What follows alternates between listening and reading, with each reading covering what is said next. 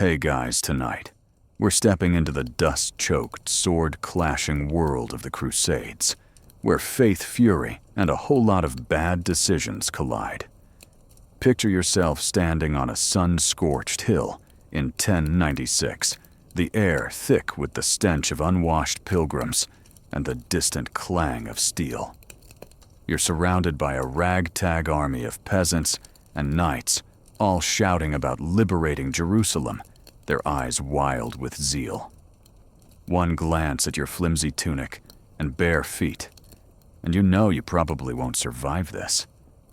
The First Crusade is about to kick off, and it's a brutal, chaotic mess that makes your modern life look like a cozy vacation. So before you get comfortable, take a moment to like the video and subscribe, but only if you genuinely enjoy what I do here. Drop a comment with your city and local time. I love seeing where you're all listening from. Now, dim the lights, maybe turn on a fan for that soft background hum, and let's ease into tonight's journey together. You're not a knight, not a noble, just an ordinary soul caught in the fever of the First Crusade, launched after Pope Urban II's fiery speech at Clermont in 1095. Historians agree this was the spark Urban called for. Christians to reclaim the Holy Land from Muslim control, promising salvation for those who joined. The response was a tidal wave, tens of thousands, from nobles to peasants, signed up, most with no clue what they were in for. You're one of them, swept along by sermons preaching glory and God's will. Your village priest swore this was your ticket to heaven, so here you are, clutching a rusty knife, your only weapon, as the crowd surges toward Constantinople. But let's be real, you're already regretting this. The so-called People's Crusade. A disorganized mob of poor folk like you is leading the charge before the knights even get their act together. A quirky tidbit. Some of these early crusaders believed a goose was divinely inspired to lead them. Yes, a goose. They followed it until it waddled into a ditch, which pretty much sums up their planning. You're trudging through muddy fields, your stomach growling, while a guy next to you mutters about visions of angels. You'd laugh, but you're too tired, and the road to the Holy Land is no joke. It's 2,000 miles of bandits, starvation, and disease. The chaos hits fast. You're barely out of Europe when supplies run low. Villages you pass through slam their gates, sick of pilgrims stealing their crops. You're scavenging for berries, maybe a half-rotten turnip, while the leaders, shady figures like Peter the Hermit, bicker over who's in charge. Historians still argue whether Peter was a holy man or a charismatic con artist. His sermons inspired thousands, but his leadership left them stranded. You're starting to see the cracks in this holy mission.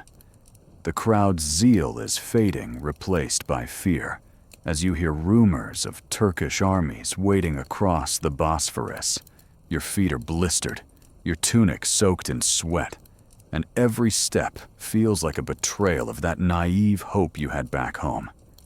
You pass a crumbling Roman bridge, its stones worn smooth by centuries of travelers, and wonder how many others march to their doom on this same path. A knight rides by his horse, kicking up dust that stings your eyes, and you catch a whiff of his arrogance. He doesn't even glance at you. To him, you're just cannon fodder, a warm body to throw at the enemy before the real warriors arrive. Joke number one, you thought this was a holy war, but it's more like a holy disaster, and you're the cleanup crew. The landscape shifts as you near Constantinople, the gateway to the east. The city's golden domes shimmer in the distance, but you're not here for sightseeing. The Byzantine Emperor, Alexios, is supposed to help, but he's not thrilled about your mob showing up uninvited. You camp outside the city walls, sleeping on hard ground. your blanket a threadbare sack. At night you hear wolves howling, or maybe it's just your imagination, either way. Sleep's not coming easy. You're starting to notice the smell unwashed bodies rotting food, and worse. Hygiene's a distant dream, and you're pretty sure that guy coughing nearby isn't just catching a cold. Then there's the infighting. Your group's already splintering French pilgrims arguing with Germans' peasants, resenting the few knights who bothered to join. Someone tries to steal your last crust of bread, and you're forced to sleep with one eye open. A fringe story floats around camp. Some crusaders are so desperate, they're eating grass, claiming it's blessed by saints. You're not that far gone yet, but give it a week. The Turkish scouts are watching from the hills, their arrows picking off stragglers. You realize the enemy's not just in Jerusalem, they're already here, and you're walking into their trap. You try to stay positive, whispering prayers to keep your courage up, but the reality's sinking in. This isn't a glorious quest, it's a meat grinder. You overhear two old men debating whether God really wants this bloodshed, or if the Pope's just settling old scores. It's a question that lingers even centuries later. Historians still wrestle with how much of the Crusades was faith versus politics. You don't have answers, just a growing dread as you cross into Asia Minor. The road narrows, the air grows hotter, and you spot vultures circling overhead. Joke number 2, you signed up to fight for God, but right now, you're just fighting to not pass out. By now you're questioning everything. That priest back home didn't mention the heat, the hunger, or the fact that half your group's already dead or deserted. You pass a pile of bones by the roadside, probably some earlier pilgrim who didn't make it. A kid in your group, barely 12, starts crying, and you don't know whether to comfort him or join in. The Turkish ambush comes at dawn, arrows raining down like a nightmare. You duck behind a rock heart pounding as screams echo around you. The People's Crusade is falling apart, and you're right in the middle of it. You're not a hero, and this isn't your story's climax. You're just trying to survive long enough to see tomorrow. But tomorrow's looking bleak, and the Holy Land feels farther away than ever. As you huddle in the dirt, clutching that rusty knife, you can't help but think maybe that goose had the right idea waddling off into a ditch. At least it didn't have to deal with this. Joke number 3, you wanted to be a crusader, but you're starting to wish you'd stayed home and fought the neighbor's cow instead. The sun's rising, and the Turks are closing in. You're out of water, out of hope, and definitely out of your depth.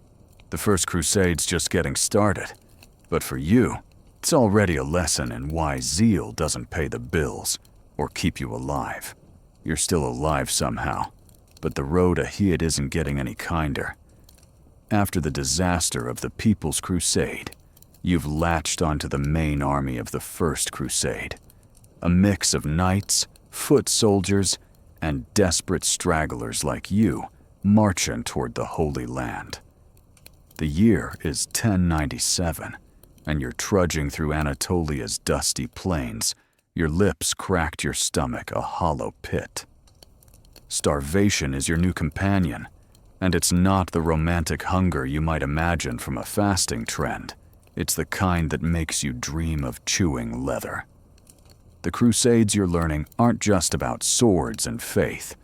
They're about surviving the endless gnawing famine that stalks every step of this so-called Holy March. The historical anchor here is grim, but undeniable. Chroniclers like Fulcher of Chartres recorded that famine decimated Crusader armies, with thousands dying not from battle, but from lack of food. You're feeling it now, dragging your feet through a landscape stripped bare by earlier pilgrims. Villages you pass are ghost towns, their fields trampled or looted by the same zealous mob you're part of. You're not proud of it, but you've started eyeing the meager rations of the guy next to you, a scrawny Breton who's somehow still clutching a sack of barley. You're not a thief, not yet, but hunger's got a way of rewriting your morals. The trail is a nightmare of dust and despair. You're walking 20 miles a day, maybe more, under a sun that feels like it's personally out to get you. Your shoes, if you can call them, that are rags tied around bleeding feet. Every so often you pass a body someone who couldn't keep up, left to rot where they fell. A quirky tidbit floats through the camp, half joke, half horror. Some crusaders driven mad by hunger boiled tree bark to make soup. You're not there yet, but you've caught yourself staring at a patch of weeds, wondering if they're edible. Spoiler, they're not, and the guy who tried them is now curled up, groaning a few yards back. You're starting to notice the pecking order. Knights on horseback get first dibs on whatever food trickles in, usually moldy bread or a rare slab of salted pork. You, nobody get the scraps if you're lucky. One day, a supply wagon from Constantinople rolls in, and you're shoved aside as nobles claim the lion's share. You manage to snag a handful of dried figs, and it's the best meal you've had in weeks. You savor each bite, ignoring the grit between your teeth, and for a moment, you almost feel human again. Joke number 1, you thought crusading was about glory, but it's really about mastering the art of not starving, while everyone else hogs the good stuff. The hunger's bad, but the thirst is worse. Rivers are scarce, and the ones you find are often fouled by the army's waste. You've learned to hold your nose and drink anyway, praying it doesn't make you sick. Historians still argue whether poor logistics or sheer overpopulation caused the worst of the famine. Either way, you're the one paying the price. The leader's men like Bohemond of Taranto promise relief is coming, but their fancy armor and well-fed horses tell a different story. You're starting to suspect they're more interested in carving out kingdoms than saving your soul. At night, you collapse on the hard ground, too exhausted to care about the rocks digging into your back. The camp's a cacophony of snores, prayers, and the occasional scream someone's having a nightmare, or maybe they just ate those weeds. You try to sleep, but your stomach's growling loud enough to wake the dead. A woman nearby, a pilgrim like you, shares a crumb of cheese she's been hoarding. It's a small act of kindness, but it feels like a miracle. You thank her, and she whispers about a vision she had of Jerusalem's golden gates. You want to believe her, but right now, you'd settle for a full belly. The next morning, you're back on the march, the horizon blurring in the heat. You pass a dead horse, its ribs picked clean by vultures, and you can't help but wonder if it tasted better than your last meal.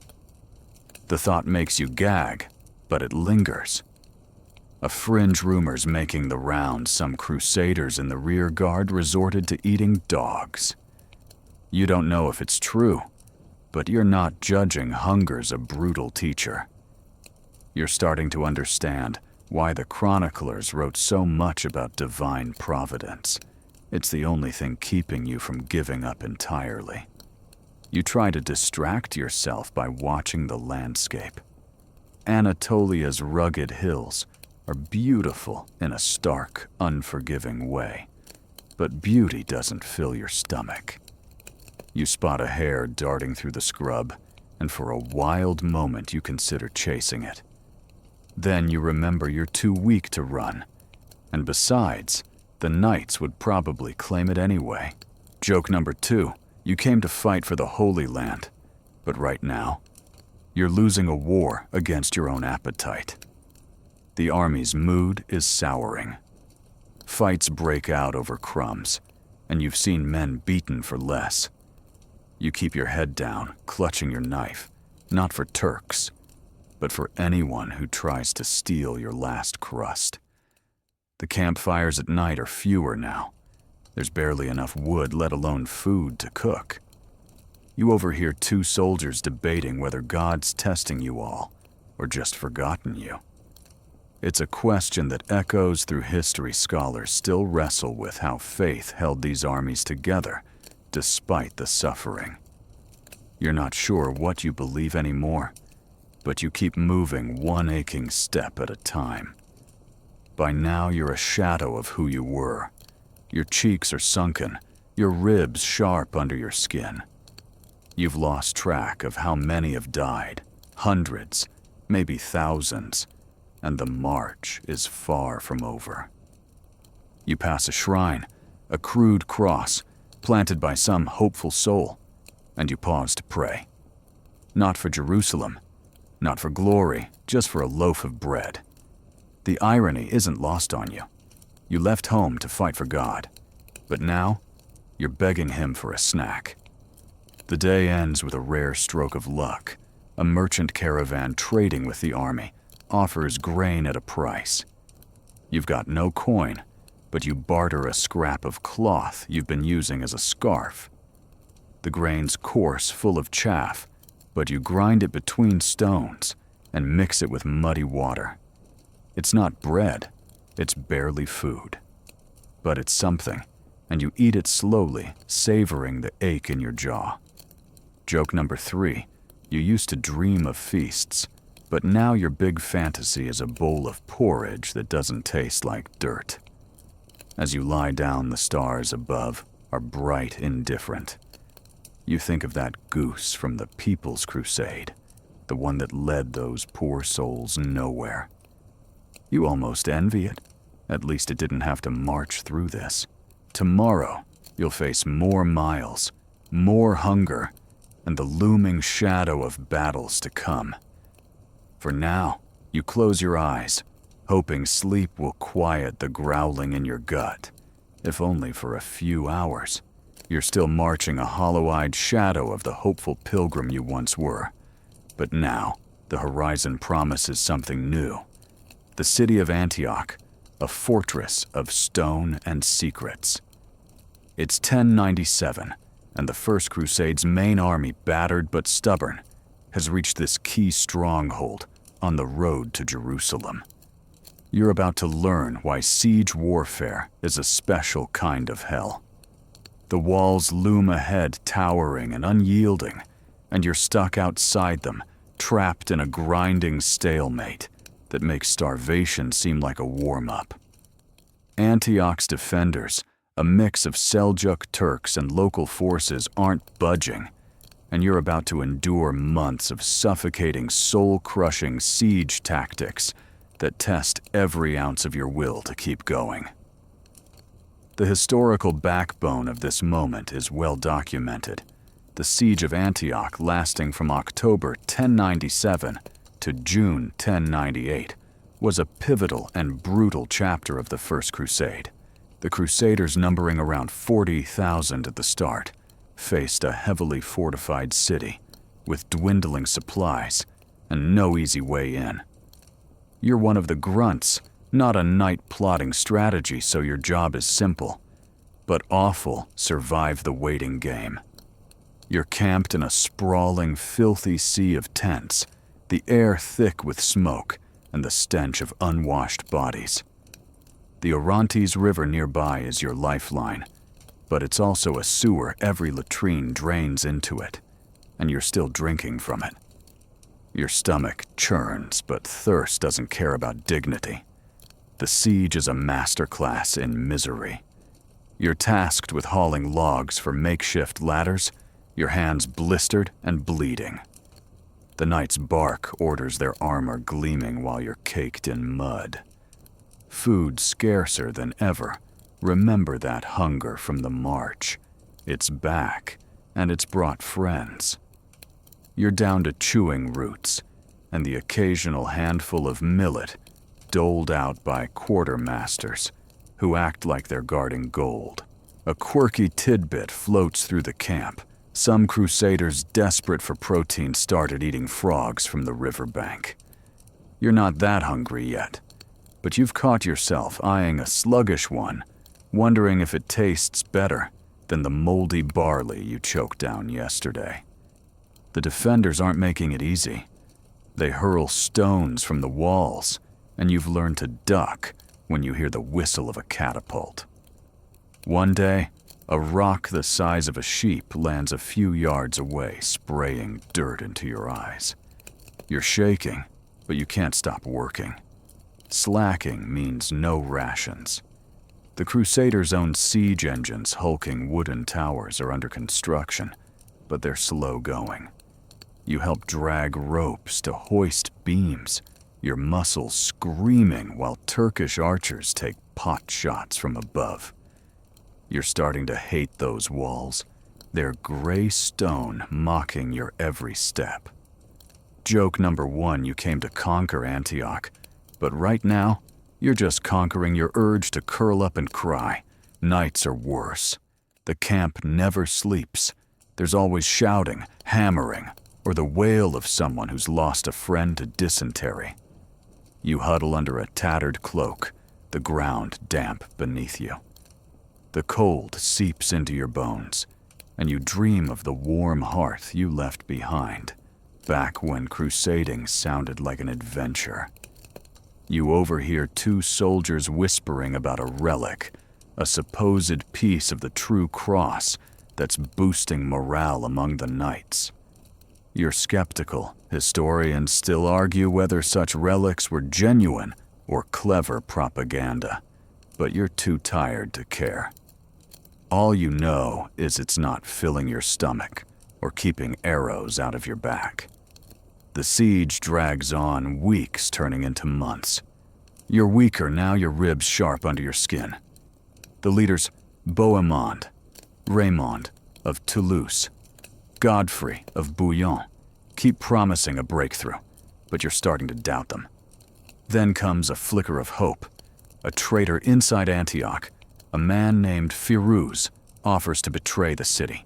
You're not privy to the details, but the plan involves sneaking a small group over the walls at night. You're not chosen for the mission, too scrawny, too expendable, but you feel the camp's tension as the hour approaches. If this fails, you're all dead, either from starvation or the Turkish counterattack. The night of the betrayal is chaos. You're awake, clutching your knife as shouts echo from the walls. The Crusaders breach a gate, and suddenly the army's storming in. You're swept along more out of fear than bravery, tripping over bodies in the dark. The city's a maze of narrow streets, and you're dodging arrows and panicked defenders. By dawn, Antioch's yours, but the victory feels hollow. The city's larders are nearly empty, and now you're the one trapped inside with a Turkish relief army, marching to take it back. Joke number two, you thought capturing Antioch would be the end, but it's just swapping one siege for another, like trading a punch for a kick. The second siege hits hard. Now you're inside the walls, but the Turks are outside cutting off supplies. You're eating horse flesh, now the meat stringy and sour. A fringe story circulates some crusaders driven to madness resorted to cannibalism during the worst days. You don't believe it yet, but you've seen the wild look in men's eyes when the rations run out. You're starting to understand why the chroniclers wrote of divine miracles like the discovery of the Holy Lance, a relic said to inspire the army. Whether it was real or a morale stunt, it's keeping people fighting, and you're clinging to that spark. Your days are a blur of guard duty and scavenging. You're posted on a crumbling tower scanning the horizon for the enemy, your hands numb from gripping a borrowed spear. The city smells of smoke and decay, and you're dodging rats as big as cats. You befriend a fellow pilgrim, a wiry woman named Agnes, who's better at sneaking extra rations than you'll ever be. She shares a scrap of dried fish, and you repay her with a story from home, a memory of harvest festivals that feels like another life. These small connections keep you sane, but they're fragile disease, and arrows don't discriminate. The final battle looms. The Crusaders, led by a vision-fueled charge, prepare to face the Turkish army outside the walls. You're not a warrior, but you're handed a club and told to follow. Your heart's pounding as you march out, the holy lance carried aloft like a beacon. The clash is brutal, but somehow the Crusaders win, scattering the Turks. You're alive, barely your hands shaking as you collapse in the dust. Antioch's secure, but you're too exhausted to celebrate.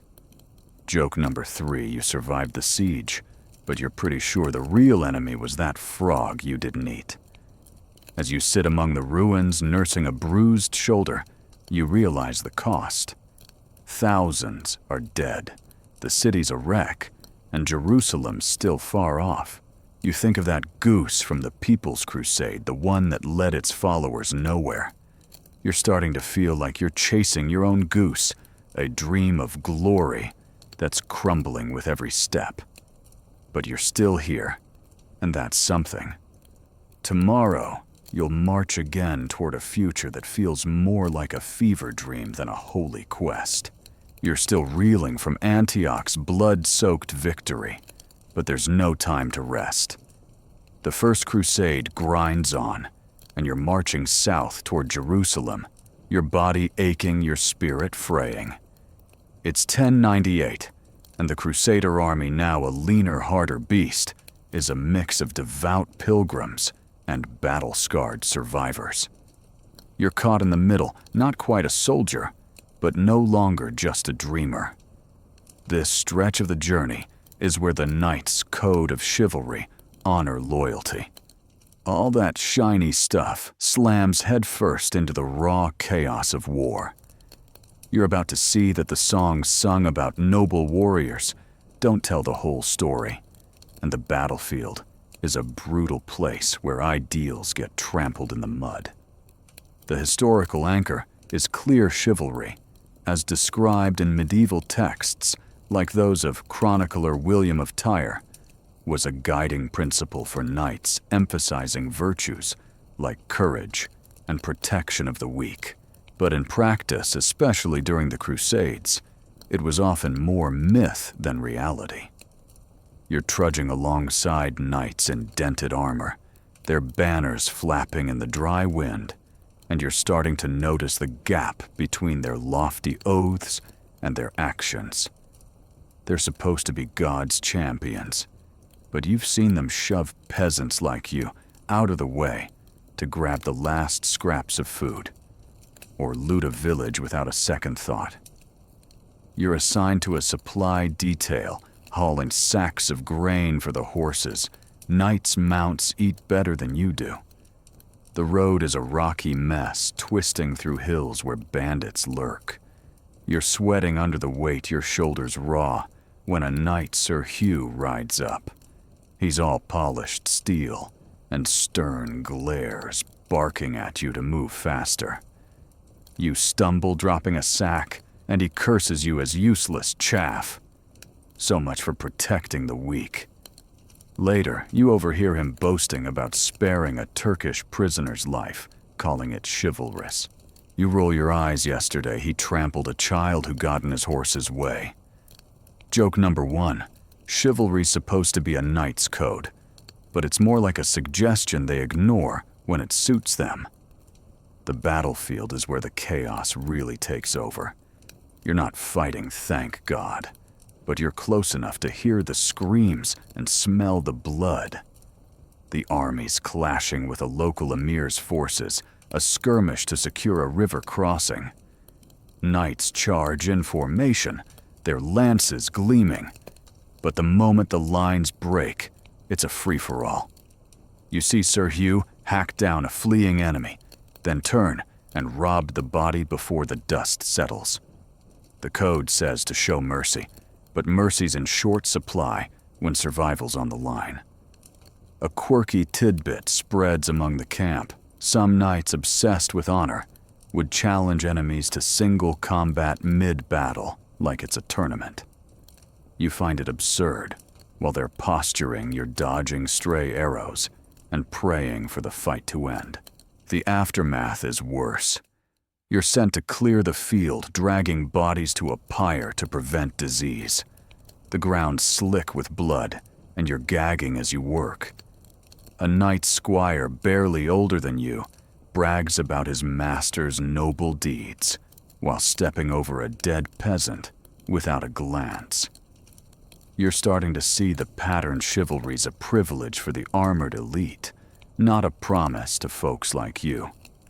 Historians still argue whether chivalry was ever truly practiced or just a romantic ideal retrofitted onto a brutal era.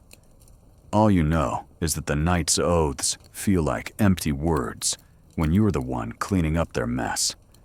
Back on the march, the tension's thick. The army's a powder keg. Knights feud over glory. Peasants grumble about hunger, and you're caught in the middle trying not to draw attention. You've made a friend, a wiry archer named Thomas, who's got a knack for mimicking the knight's pompous accents. He keeps you sane, whispering jabs about Sir Hugh's heroic temper tantrums. One night around a flickering campfire, Thomas shares a crust of bread, and you repay him with a story about that frog you didn't eat at Antioch. You're both laughing, but it's the kind of laughter that masks fear. Tomorrow's another day of marching, another chance to die. The landscape's changing the hills, giving way to scrubby plains. You pass a ruined church, its walls scarred by war, and wonder if God's still watching. The knights lead prayers, their voices loud and confident, but you're whispering yours, asking for strength to keep going. You're starting to notice the contradictions. These men swear to fight for Christ, but they'll cut down anyone, Christian, Muslim, or otherwise, who gets in their way. A fringe rumor circulates. Some knights secretly admire their Muslim foes, adopting their curved swords for better slashing. You don't know if it's true, but it makes you wonder if the lines between us and them are as clear as the preachers claim. The next skirmish hits without warning. You're hauling water when Turkish raiders strike their horses, kicking up dust clouds. You drop your buckets and dive behind a cart heart pounding. The knights rally their charge, a thunder of hooves, but it's messy. Some turn and flee, others fight like demons. You see a knight save a wounded comrade, dragging him to safety, and for a moment, you think maybe chivalry's real. Then you spot another knight looting a dead ally's pouch. Joke number 2, you're learning that a knight's honor lasts exactly as long as his coin purse. The raid's repelled, but the cost is steep. Thomas takes an arrow to the shoulder, and you're at his side, pressing a rag to the wound. He's pale but joking, calling it his knightly badge. You're terrified he won't make it, but you force a smile, promising to steal him some of Sir Hugh's wine if he pulls through. The camp's a mess, everyone licking their wounds, and you're back to hauling supplies, your hands shaking. You're starting to hate this war, its promises of glory crumbling like the church you passed. As the march continues, you're quieter, your thoughts darker. You think of that goose from the People's Crusade, waddling off into oblivion. You envy its ignorance. Wars taught you too much. The knights ride ahead, their banners bright, but you're not fooled. Chivalry's a story they tell themselves, a gloss over the blood and greed. You're just trying to survive one step at a time, while the Holy Land looms like a mirage. Joke number 3, you signed up to follow knights, but you're starting to think the real heroes are the ones who haven't lost their souls yet. The sun's setting, painting the sky red, and you're bone-tired. Thomas is still alive, thank God, and you're sharing a sip of watery ale, plotting how to avoid Sir Hugh tomorrow. The road to Jerusalem stretches on, and you're not sure what's waiting, salvation, death, or just more of this. For now, you close your eyes, the camp's noise fading, and let sleep pull you under, hoping for a dream where chivalry's more than a lie. You've made it through battles and betrayals, but now you're off the battlefield, dropped into the gritty reality of a crusader's downtime. It's 1098, and the army's paused near Antioch, licking its wounds before the final push to Jerusalem. You're not in a grand siege or a knight's shining moment. You're stuck in a muddy village, living the daily grind of a peasant in the age of the Crusades. This isn't the holy war you signed up for. It's a relentless slog of toil, filth, and survival, where every day feels like a test you're barely passing. The peasant life is no pastoral fantasy. It's a brutal, disease-ridden struggle that makes your modern conveniences feel like miracles. The historical fact anchoring this is stark medieval peasants who made up the bulk of society lived short, harsh lives, with most never seeing past 40 due to malnutrition, disease, and overwork. You're one of them now, billeted in a ramshackle village of wattle and daub huts, working to support the Crusader army. Your job is grinding grain, mending tents, or shoveling manure, whatever the knights demand. You're up before dawn, your hands already aching from yesterday's labor. The village is a maze of narrow, muddy paths, the air thick with smoke from dung-fueled fires. Your hut leaks, your straw mattress crawls with fleas, and you're starting to think the Turkish ambush wasn't so bad compared to this. You're assigned to a mill, turning a heavy stone to grind barley for the army's bread. Your back screams, your arms burn, and the dust clogs your throat. The miller, a sour-faced man with a limp, snaps at you to keep pace. You're not paid.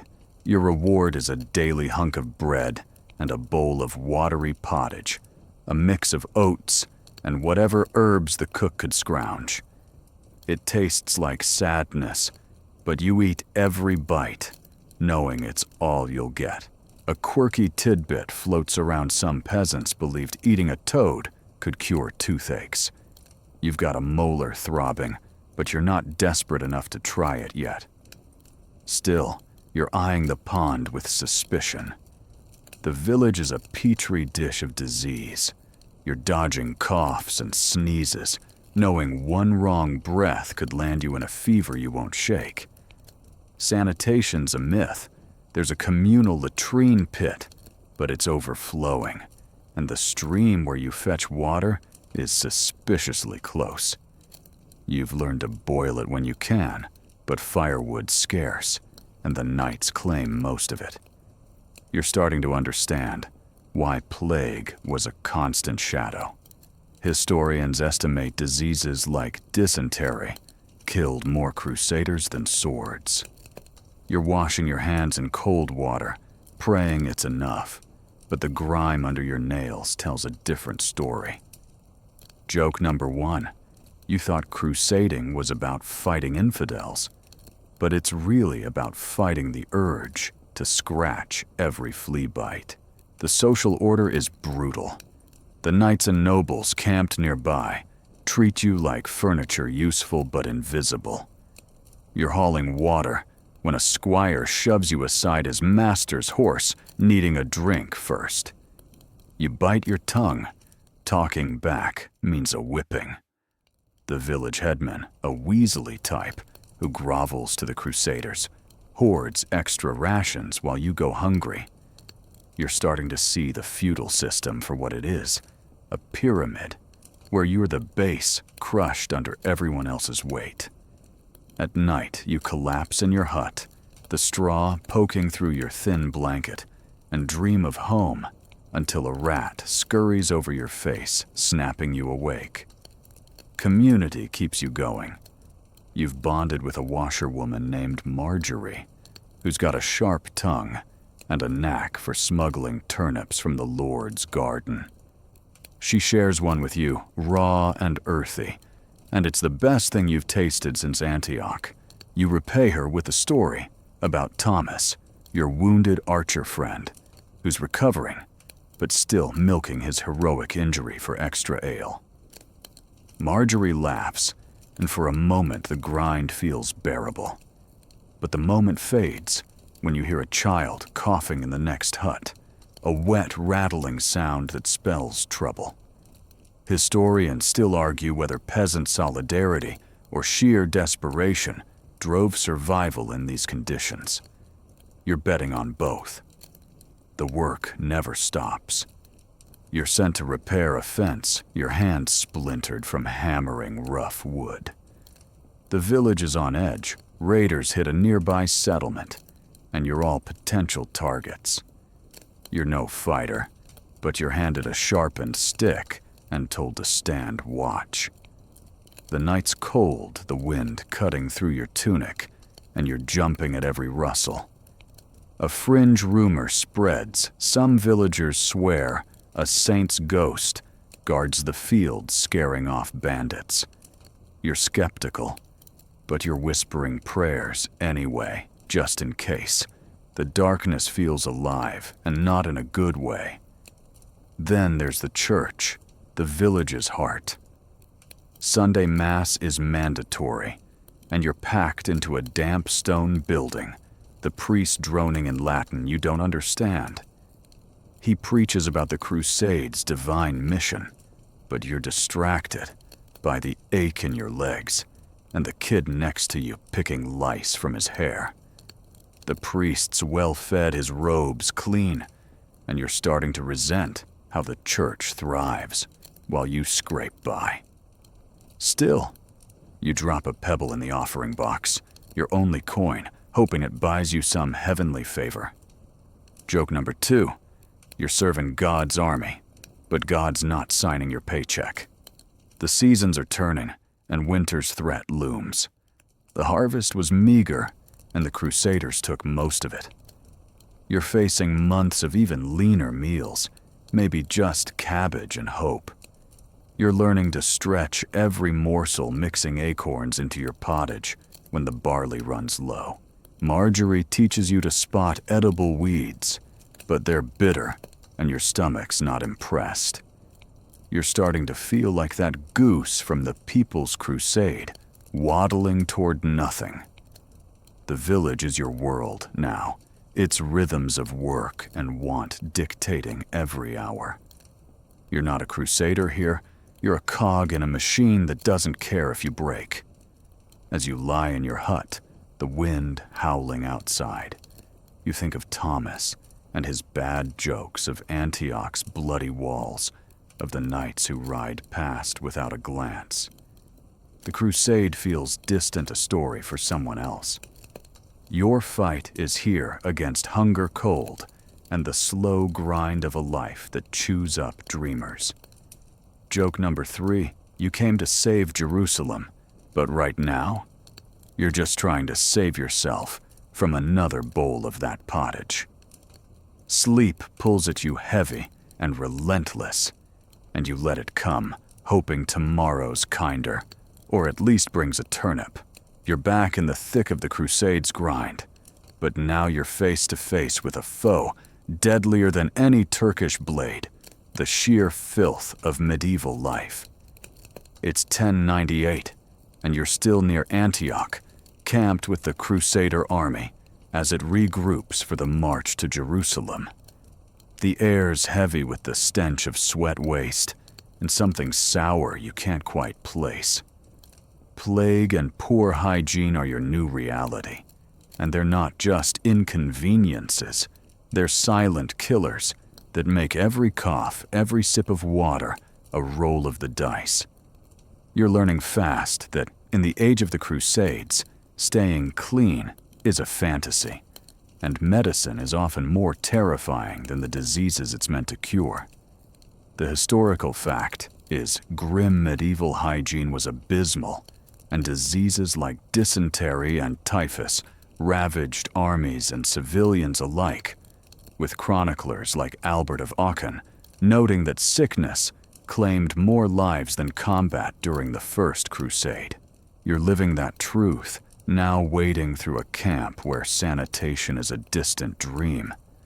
The latrines are overflowing pits, buzzing with flies, and you're forced to relieve yourself in a ditch when they're too crowded.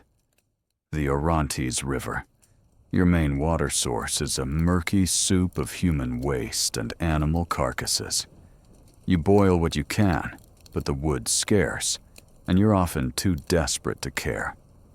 Your skin's caked with grime, your hair a matted mess, and you're starting to itch in places you didn't know could itch. You're assigned to a hospital tent, a canvas hellhole, where the sick are piled like cordwood. Your job is to fetch water and clean bandages, but clean is a loose term. Most are reused stiff with old blood. The air's thick with moans and the reek of infection. A man with a fever grabs your arm, his eyes wild, begging for a priest. You pull away, heart pounding, knowing you're one sneeze from joining him. The camp's medics, if you can call them, that are a mix of monks and barbers. They're cures straight out of a nightmare. A quirky tidbit some believe smearing pigeon dung on wounds draws out poison. You've seen it tried the patient still screaming, and you're pretty sure the dung's not helping. You stick to rinsing cuts with river water, hoping for the best. The plague's shadow looms large. You've heard whispers of a sickness sweeping the camp. Maybe dysentery. Maybe something worse. Your friend Marjorie, the washerwoman from the village, is here too, hauling linens for the sick. She's tougher than most, but even she's pale, her hands trembling as she scrubs. You share a weak smile, passing her a crust of bread you've saved. She warns you to avoid the east side of camp, too many bodies piling up there. You're trying to stay positive, but every cough makes you flinch. Joke number 1, you thought the Holy Land was your goal, but right now, you're just praying to not end up in a plague pit. The so-called medicine is its own horror.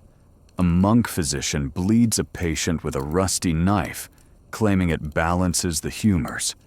The guy's weaker after, but the monk's already moved on, muttering about stars and bile. Another cure involves drinking a mix of herbs and urine, yes, urine to purge evil spirits. You're offered a cup after a stomachache, and you politely decline, sticking to your questionable river water. Historians still argue whether these treatments did more harm than good. You're betting on harm given the groans echoing from the tent. You're learning to trust your gut literally when it comes to staying alive. The camp's a breeding ground for disease. You're sleeping on damp ground, your blanket a breeding ground for fleas. Bathing's a rare luxury. The last time you tried the water was so cold you gave up halfway. You've noticed the nights fare better. They've got servants to boil their water and clean their gear. You meanwhile are dodging rats that scuttle through the camp at night, bold as bandits. A fringe rumor's making the round, some crusaders swear wearing a dead saint's finger bone wards off plague. You're not buying it, but you're clutching a wooden cross Marjorie gave you just in case. Superstition's a powerful thing when death's this close. You're starting to see the toll. A boy, you knew a skinny kid who carried firewood, hasn't been seen in days.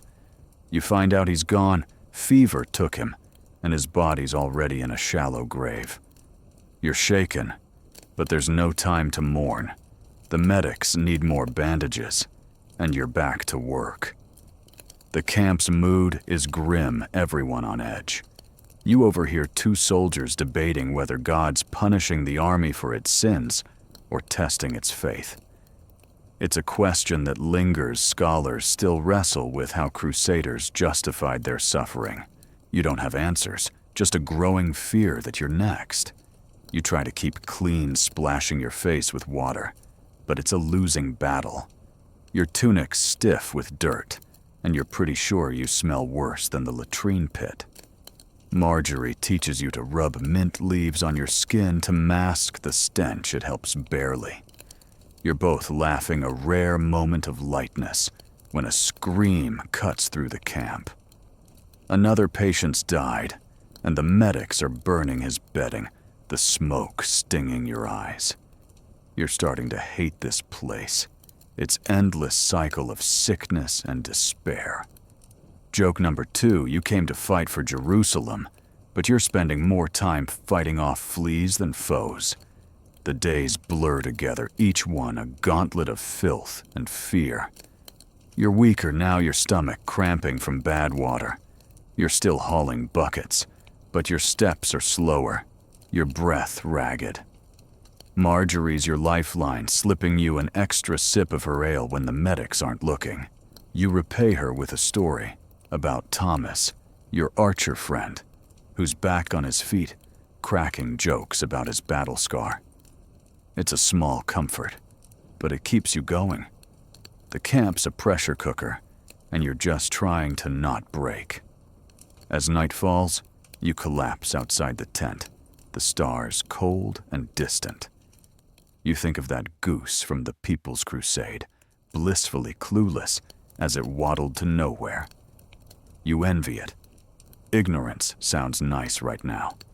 The Crusade's supposed to be a holy quest, but it feels like a punishment.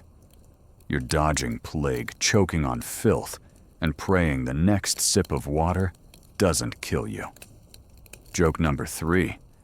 You wanted to be a crusader, but you're starting to think the real crusade is against the camp's hygiene, or lack thereof. You pull Marjorie's cross from your pocket, its wood worn smooth. The camp's quieting, the moans fading to a dull hum. Sleep's calling, but you're scared to close your eyes. What if you don't wake up? The plague's out there waiting, and you're one misstep from its grasp. For now, you breathe slow, letting the night's chill numb your fears, and hope tomorrow's kinder. It probably won't be, but you're still here, and that's something. You're still clinging to life in the Crusader army, but the camp near Antioch is starting to feel like a festering wound. It's late 1098, and the push to Jerusalem looms, but for now, you're trapped in a squalid tent city, where the air's thick with misery, and the ground's a churned-up mess of mud and worse. The Crusader camp is no noble outpost. It's a chaotic, disease-ridden sprawl where dysentery is as much an enemy as any Turk. You're learning that survival here isn't about courage or faith. It's about dodging the invisible killers lurking in every corner, from the water you drink to the air you breathe. This is the underbelly of the Crusade, where glory's just a word, and the real fight is against your own body's betrayal. The historical fact is brutal camp conditions during the First Crusade were so dire that chroniclers like Raymond of Aguilers reported thousands dying from disease. With dysentery, a bacterial infection spread by contaminated food, and water being a leading killer. You're living that nightmare now, camped in a sea of tattered tents, the ground slick with refuse. Your bed is a pile of straw, damp and crawling with lice. The latrine pits are a short walk away, but they're overflowing, and the stench clings to everything. You've got a nagging cramp in your gut, and you're praying it's just hunger, because if it's dysentery, you're in trouble. Everyone's on edge, glancing at each other for signs of the telltale weakness or fever.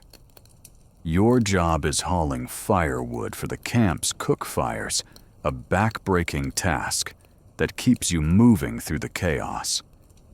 You're dodging piles of garbage and stepping over puddles that smell like death. The camp's a labyrinth of noise, shouts, coughs, the groan of oxen pulling carts. You're sharing a tent with a dozen others, including Marjorie, who's still your anchor, with her quick wit and smuggled vegetables. She's coughing now, though, and you're trying not to panic. The water's the worst part, drawn from a stream that's more sewage than spring. You've seen men double over after drinking, and you're boiling every drop you can, but it's a gamble every time. A quirky tidbit circulates. Some crusaders believe tying a toad to your belt wards off gut sickness. You're not that desperate, but you're starting to understand why someone might try it. The camp's a breeding ground for disease. Dysentery's the big fear, turning strong men into shadows in days, fever cramps and endless trips to the latrine until they can't stand. You've seen it up close, helping carry a sick soldier to the hospital tent. The medics, overworked, and grim, dose him with a foul-smelling brew of herbs and vinegar. It doesn't help. He's gone by morning, his body wrapped in a sack and buried in a shallow pit. You're shaking as you leave, scrubbing your hands raw with ash. Historians still argue whether poor sanitation or overcrowding was the bigger killer in Crusader camps.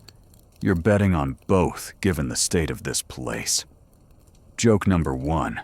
You thought the crusade was about fighting for God, but it's really about fighting to keep your breakfast down. The knights, as usual, have it better. Their tents are bigger, their water boiled by servants, their food less likely to be crawling with maggots. You're hauling wood past a noble's pavilion when you spot a squire tossing out a half-eaten loaf. You're tempted to grab it, but a guard's watching, and you've seen men flogged for less. The unfairness burns, but you keep moving, your arms aching under the load. At night, you collapse in your tent, the straw poking through your thin cloak.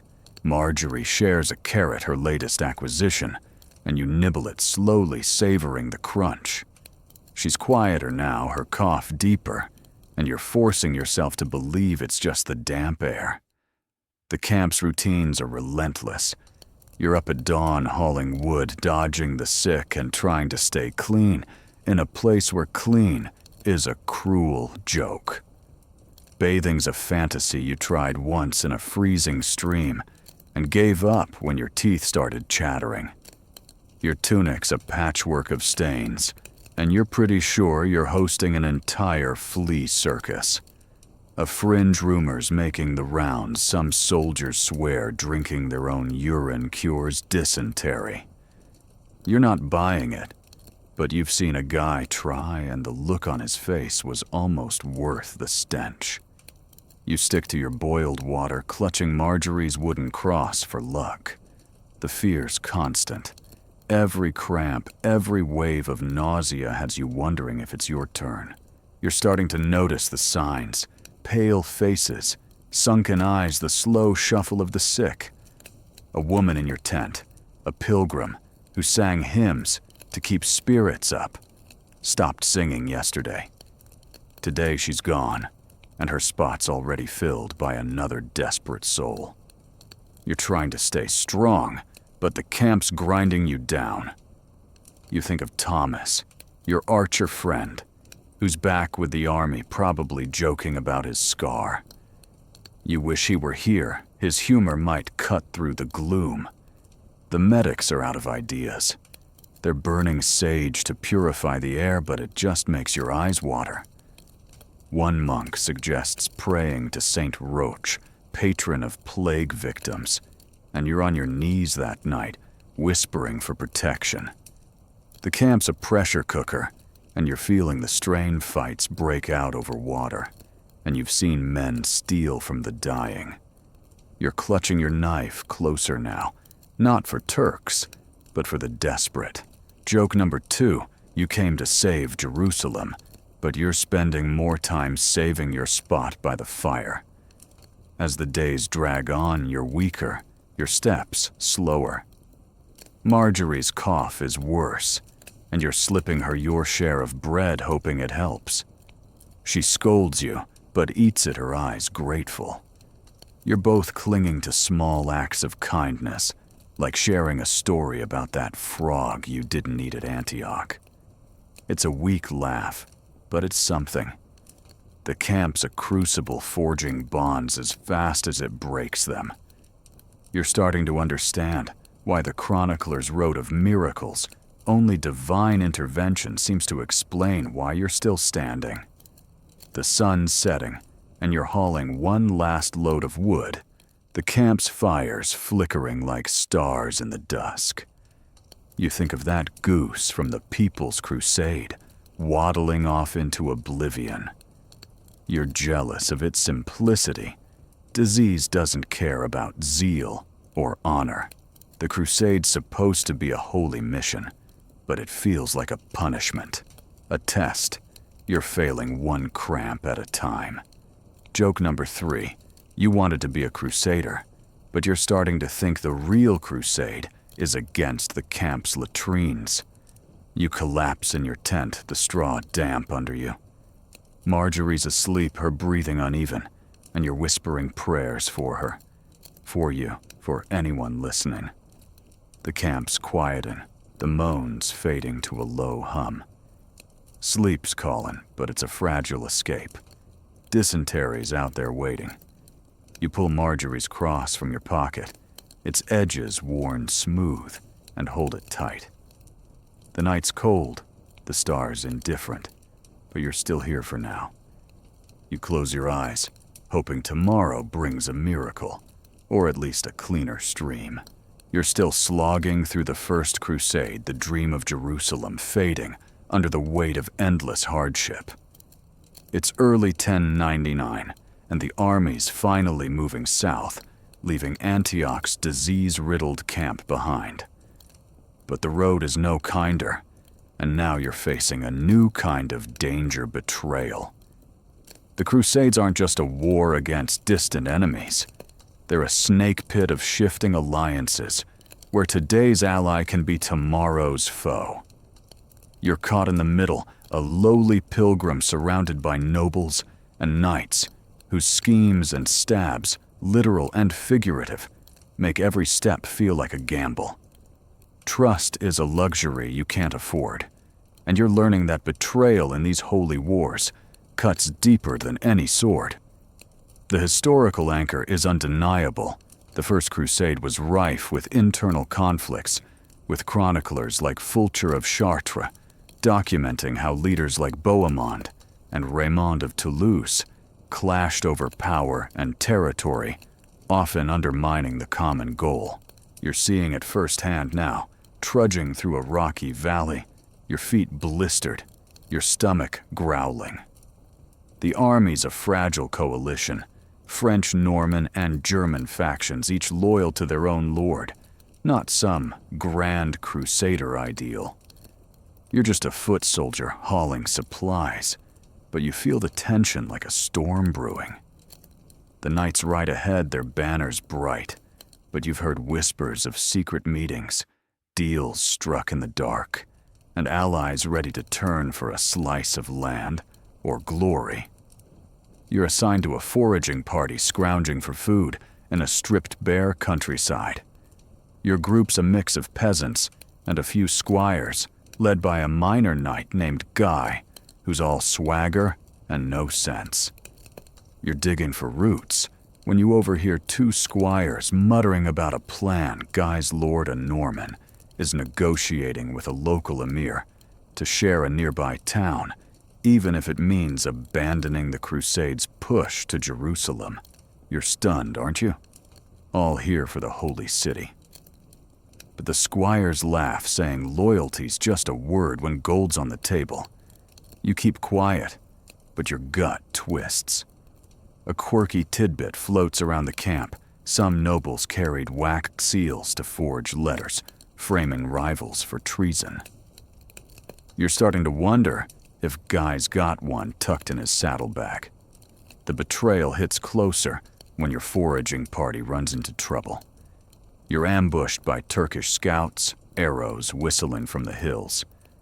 Guy panics, shouting contradictory orders, and you dive behind a boulder clutching your knife. The squires fight bravely, but Guy bolts, abandoning you to save his own skin. You're furious, but not surprised. Chivalry's a myth, as you learned back with Sir Hugh.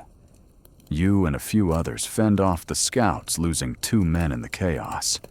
When you limp back to camp, Guy's spinning a tale of heroic retreat, and the nobles eat it up. You're seething, but speaking out would earn you a noose. Joke number 1. You thought betrayal was a knife in the back, but here, it's a knight running for the hills while you dodge arrows. The camp's a hotbed of mistrust.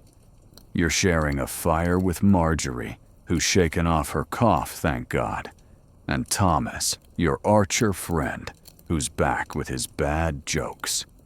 They're your only allies now, and you're guarding your rations like a hawk. Someone stole Thomas's water skin last night, and you're all on edge. The leaders' feuds are trickling down, pitting groups against each other. You hear a French soldier accuse a German of hoarding grain, and it turns into a brawl. You steer clear, but the camp feels like it's one spark from imploding. Historians still argue whether the Crusades succeeded, despite these divisions, or because of them forcing uneasy cooperation. You're just trying to not get caught in the crossfire. The march continues, and the betrayals pile up. A supply caravan meant to bring food from a Byzantine ally never arrives. Word is a crusader. Lord redirected it for his own men. You're down to chewing dried fish, the salt burning your cracked lips. Marjorie shares a smuggled onion, and you savor it like a feast, trading stories about home to keep your spirits up. Thomas mimics Guy's cowardly retreat, and you're laughing despite the hunger. But the laughter fades when you hear about a bigger betrayal. Bohemond's decided to stay in Antioch, claiming it as his own fiefdom instead of marching on. The army's stunned Bohemond was a hero at the siege, and now he's bailing. You're starting to see the crusade as a chessboard, and you're a pawn. The road south is brutal, the sun relentless. You're passing through a scorched village, its huts burned by some earlier fight, and you wonder if it was Turks or Crusaders settling a score. A fringe rumor's spreading. Some knights are secretly negotiating with Muslim emirs, offering peace for personal gain. You don't know if it's true, but it fits the pattern. Everyone's playing their own game. You're just trying to survive, keeping your head down and your knife close. You've learned to sleep lightly, one eye open, after a pilgrim tried to steal your cloak last week. Trust is eroding, and you're feeling the weight of it each step, heavier than the last. The army's next clash is a small one, a skirmish with a local warlord's forces. You're not fighting, but you're hauling water to the front, dodging stray arrows. The knights charge, but you notice some hold back, letting others take the brunt. Later, you hear they're from a rival faction saving their strength for a power grab. You're sick of it. These holy warriors are more loyal to their own ambitions than to God. You're starting to question everything, even the sermons that got you here. Joke number 2, you signed up for a holy war, but it's feeling more like a family feud with sharper swords. Night falls, and you're huddled with Marjorie and Thomas. The fire's glow casting shadows. You're quieter now, the betrayal sinking in. You think of that goose from the People's Crusade waddling off into nowhere. You're starting to feel like it lost, chasing a cause that's fracturing around you. The leaders preach unity, but their actions scream greed. You're clinging to your friends, your only constants in this mess. Marjorie's humming a tune. Thomas is sharpening his arrows, and you're whispering a prayer, not for Jerusalem, but for loyalty that doesn't vanish when the gold runs out. The march resumes at dawn, the horizon hazy with dust. You're weaker, hungrier, but you keep moving one foot in front of the other. The betrayals have left scars not on your body, but on your hope. You're starting to see the crusade for what it is, a tangle of faith, ambition, and lies, with you caught in the knots. Joke number 3. You wanted to be a crusader, but you're learning the real crusade is keeping your faith when everyone else is selling theirs. You collapse under a scraggly tree, the camp's noise fading. Marjorie's beside you, offering a sip of her ale, and Thomas is muttering about stealing Guy's horse for revenge. You manage a smile, but it's thin. The stars are out cold and distant, and you're holding Marjorie's cross, its wood a small comfort. Sleep's calling, but it's restless. Betrayals taught you to trust sparingly. You close your eyes, hoping tomorrow's kinder, or at least brings someone you can believe in. You're still trudging along with the First Crusade, the dream of Jerusalem, now a distant flicker in your weary mind. It's mid-1099, and the Crusader army has reached the Holy Land's edge, the city of Jerusalem tantalizingly close. But the journey's final leg is no victory lap. It's a brutal slog through a sun-scorched desert, where the heat is a relentless enemy. You're wilting under the sun's glare, your skin blistered, your throat dry as bone. The desert offers no respite, only endless dunes, and a suffocating sense of isolation that makes you question why you ever left home. This is the crusade at its harshest, where survival means battling nature itself, and you're learning that faith alone can't shield you from the sun's wrath. The historical fact is stark.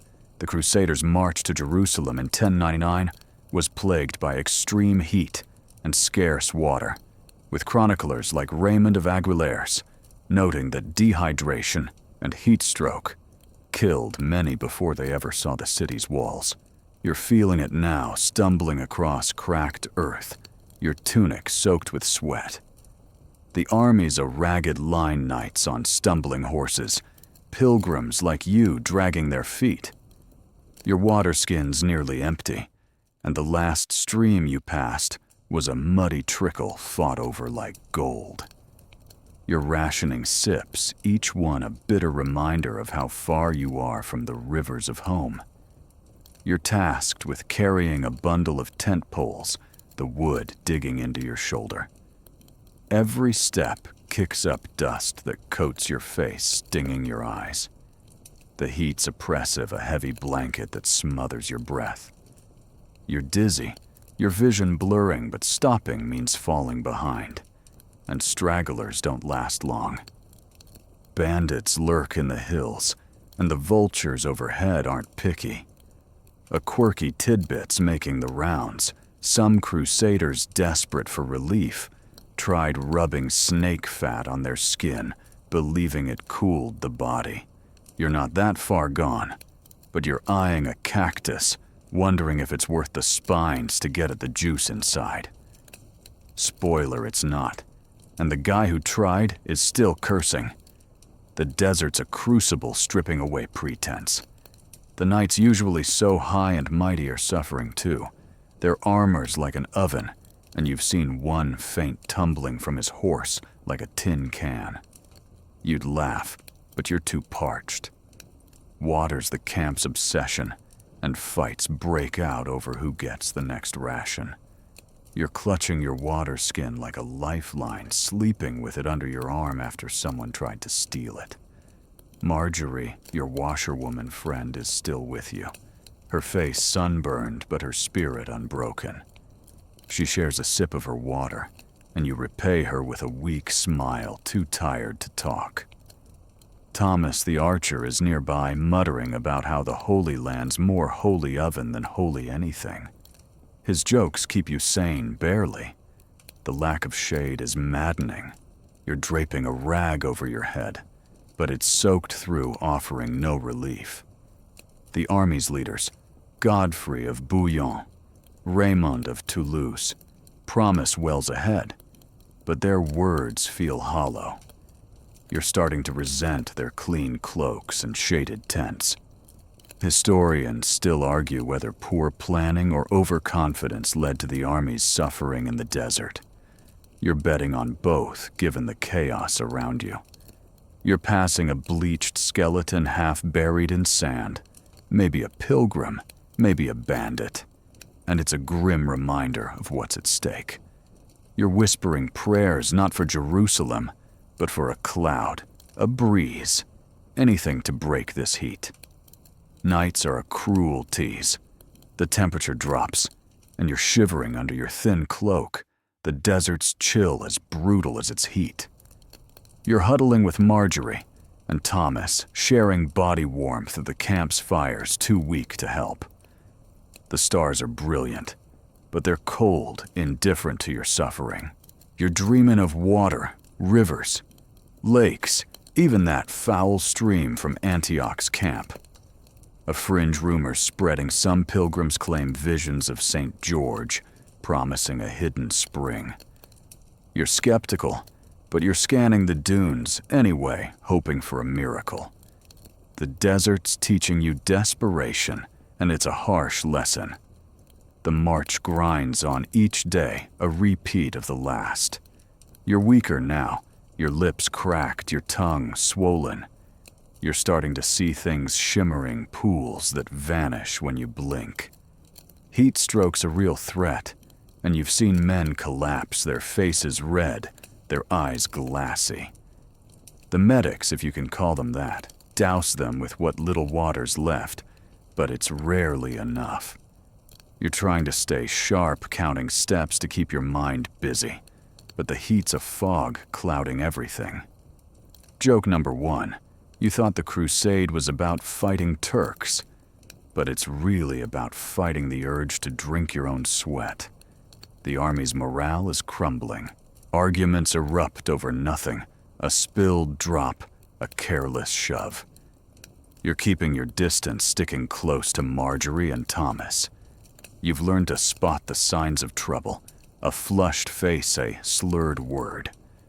You're checking on Marjorie, making sure she's drinking, and she's doing the same for you. Thomas is quieter, his jokes fewer, but he's still here, sharpening his arrows like it's a ritual. You're clinging to these bonds, your only anchor in this burning wasteland. You're starting to understand why the chroniclers wrote of divine endurance. Only a miracle seems to explain why you're still walking. A rare moment of hope comes when scouts report a well a few miles off. The army surges, and you're caught in the rush, your heart pounding. It's real, a muddy, shallow pool, but it's water. You're shoving through the crowd, filling your water skin, ignoring the grit. You drink deeply, the taste, earthy but sweet. Marjorie's laughing, splashing her face, and Thomas is dunking his head like a kid. It's a fleeting joy, but you savor it, knowing it might not come again. Joke number 2. You came to conquer Jerusalem, but right now, you're just conquering a puddle, and it feels like a victory. The desert's not done with you. The well's drained fast, and you're back to rationing, the heat pressing harder. You're passing a caravan's remains, bleached bones, shattered carts, and you wonder if you'll end up the same. The leaders preach about Jerusalem's glory, but you're too tired to care. You're just trying to survive one burning step at a time. Joke number 3. You wanted to be a crusader, but you're starting to think the real crusade is against this sun, and it's winning. As night falls, you collapse in the sand, the cool grains a small mercy. Marjorie's beside you, humming softly, and Thomas is muttering about stealing a night's shade tomorrow. You're holding Marjorie's cross, its wood warm from your hand. The desert's quiet, the camp's murmurs fading. You're thinking of that goose from the People's Crusade, waddling off into nowhere. You're not much better off chasing a city that feels like a mirage. Sleep's calling, but it's uneasy. The heat's still there, lurking in your bones. You close your eyes, hoping tomorrow brings water, or at least a breeze to carry you forward. You're still trudging along with the First Crusade, the dream of Jerusalem, now a distant flicker in your weary mind. It's mid-1099, and the Crusader army has reached the Holy Land's edge, the city of Jerusalem tantalizingly close. But the journey's final leg is no victory lap. It's a brutal slog through a sun-scorched desert, where the heat is a relentless enemy. You're wilting under the sun's glare, your skin blistered, your throat dry as bone. The desert offers no respite, only endless dunes, and a suffocating sense of isolation that makes you question why you ever left home. This is the Crusade at its harshest, where survival means battling nature itself, and you're learning that faith alone can't shield you from the sun's wrath. The historical fact is stark. The Crusaders' march to Jerusalem in 1099 was plagued by extreme heat and scarce water, with chroniclers like Raymond of Aguilers noting that dehydration and heat stroke killed many before they ever saw the city's walls. You're feeling it now, stumbling across cracked earth, your tunic soaked with sweat. The armies are ragged line knights on stumbling horses, pilgrims like you dragging their feet. Your water skin's nearly empty, and the last stream you passed was a muddy trickle fought over like gold. You're rationing sips, each one a bitter reminder of how far you are from the rivers of home. You're tasked with carrying a bundle of tent poles, the wood digging into your shoulder. Every step kicks up dust that coats your face, stinging your eyes. The heat's oppressive, a heavy blanket that smothers your breath. You're dizzy, your vision blurring, but stopping means falling behind, and stragglers don't last long. Bandits lurk in the hills, and the vultures overhead aren't picky. A quirky tidbit's making the rounds. Some crusaders, desperate for relief, tried rubbing snake fat on their skin, believing it cooled the body. You're not that far gone, but you're eyeing a cactus, wondering if it's worth the spines to get at the juice inside. Spoiler, it's not, and the guy who tried is still cursing.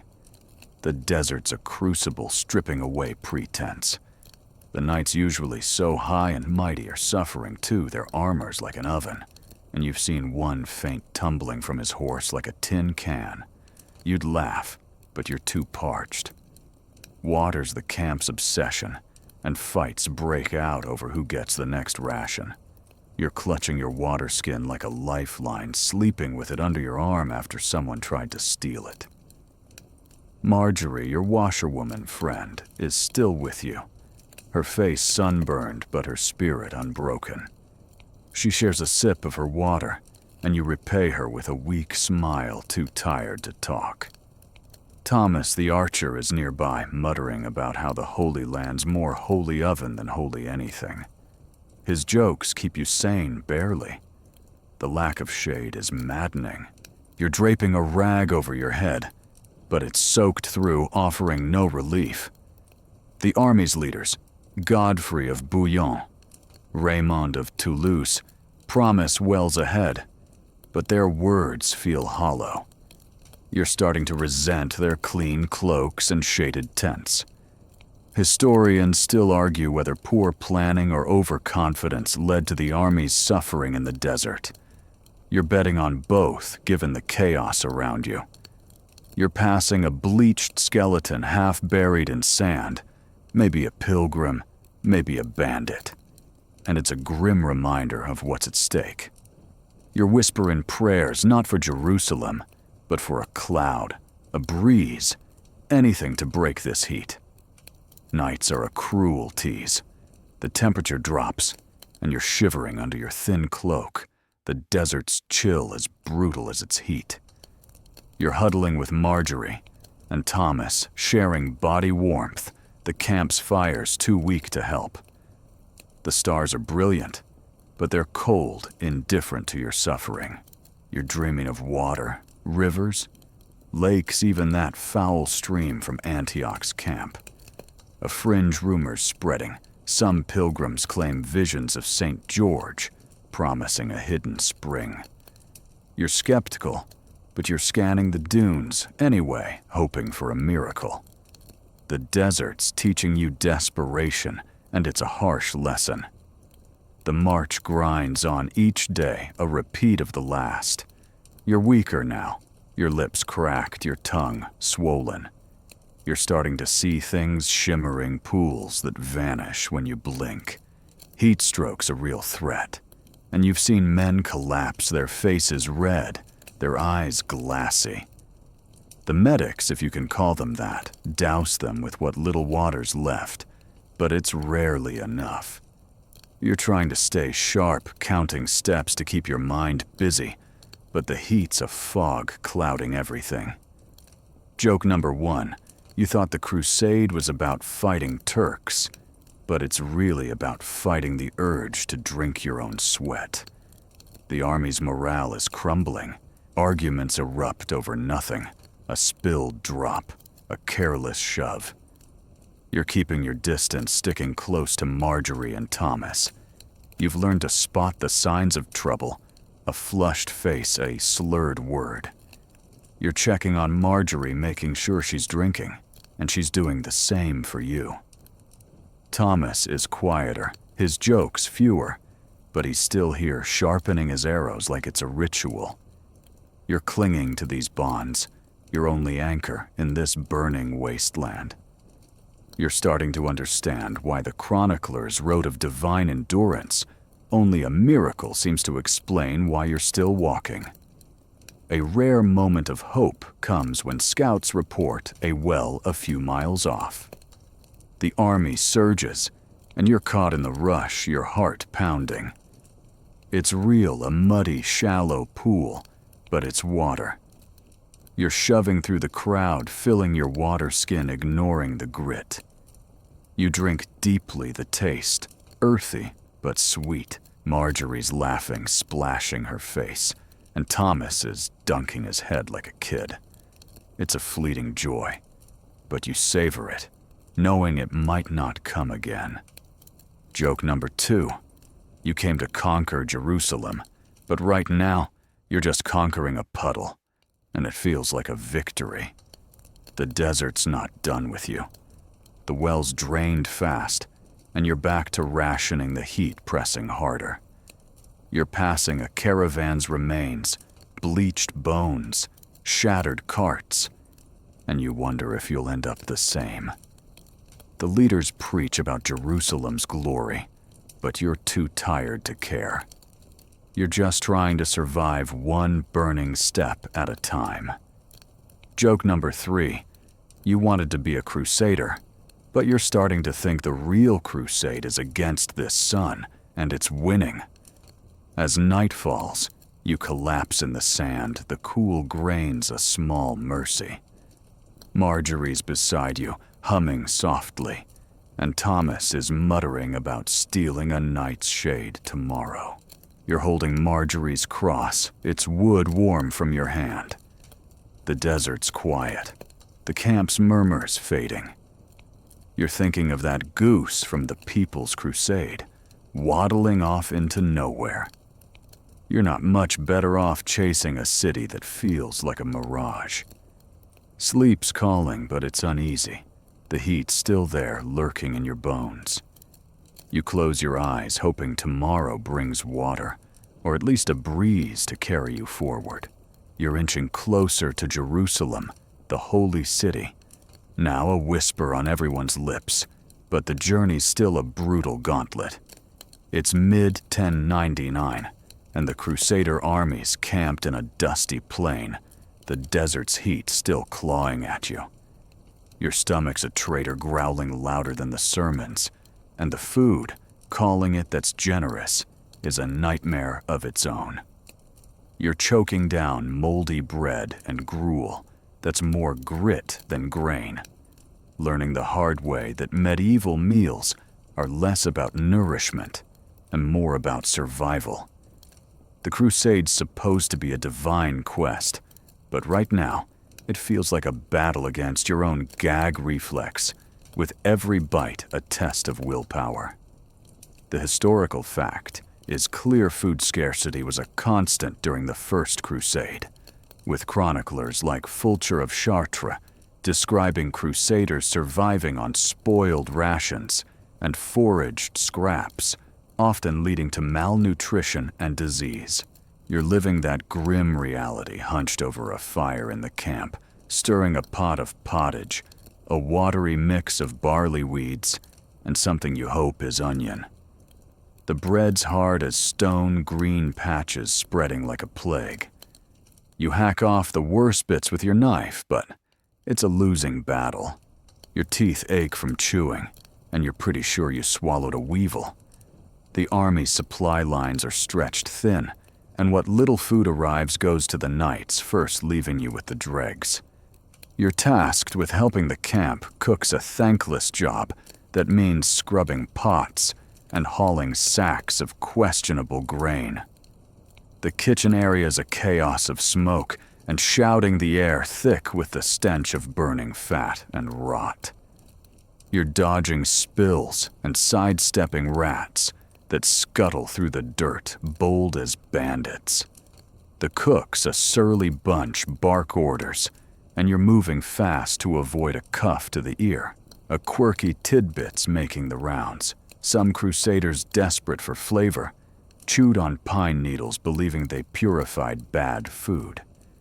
You're not that far gone, but you've caught yourself sniffing a wilted herb, hoping it masks the gruel's sour tang. It doesn't. The hunger's relentless, a dull ache that never leaves. You're down to one meal a day if you're lucky, and it's barely enough to keep you moving. You're thinner now, your ribs sharp under your skin, your legs wobbly. Marjorie, your washerwoman friend, is still with you, her sunburned face set in a stubborn frown. She slips you a dried fig she found, and you savor it, the sweetness of fleeting joy. Thomas the archer is nearby, gnawing on a crust, like it's a personal challenge. He jokes that the bread's so tough it could double his armor, and you manage a laugh, but it's hollow. Joke number one, you thought crusading was about battling Turks, but it's really about battling this so-called food. The camp's food hierarchy is brutal. Knights and nobles get fresh meat when there is any, and wine that doesn't taste like vinegar. You're stuck with the scraps, and even those are fought over. You've seen men brawl over a moldy heel of bread, and you're clutching your rations tight, sleeping with them under your cloak. The quartermasters who dole out supplies are as corrupt as they come, skimming the best for themselves or their favorites. You tried begging for an extra scoop of gruel once. The glare you got was colder than the desert night. Historians still argue whether food shortages were due to poor logistics or deliberate hoarding by the elite. You're betting on both, given the empty pit in your stomach. The worst is the gruel. It's the camp's staple, a slimy mess that sticks to your spoon and your throat. You're stirring it now, the pot bubbling like a witch's brew, and you're trying not to gag. The cooks toss in whatever's at hand, rotten vegetables, bones, even grass when the barley runs low. You're eating it because you have to each spoonful a small act of defiance against starvation. A fringe rumors spreading some crusaders driven to madness boiled their leather belts for soup. You're not there yet, but you've eyed your worn-out shoes, wondering if they'd soften in a pot. The thought makes you shudder, But hunger's a cruel teacher. You're starting to notice the toll. A pilgrim, you knew a quiet man who shared his water, once collapsed yesterday, too weak to stand. He's gone now, another body in the growing pile. You're shaken, but there's no time to grieve. The cooks need more wood, and you're back to work, hauling logs through the dust. Marjorie's your lifeline, her sharp humor cutting through the despair. She tells you about a time she stole a noble's pie back home, and you're both laughing the sound, fragile but real.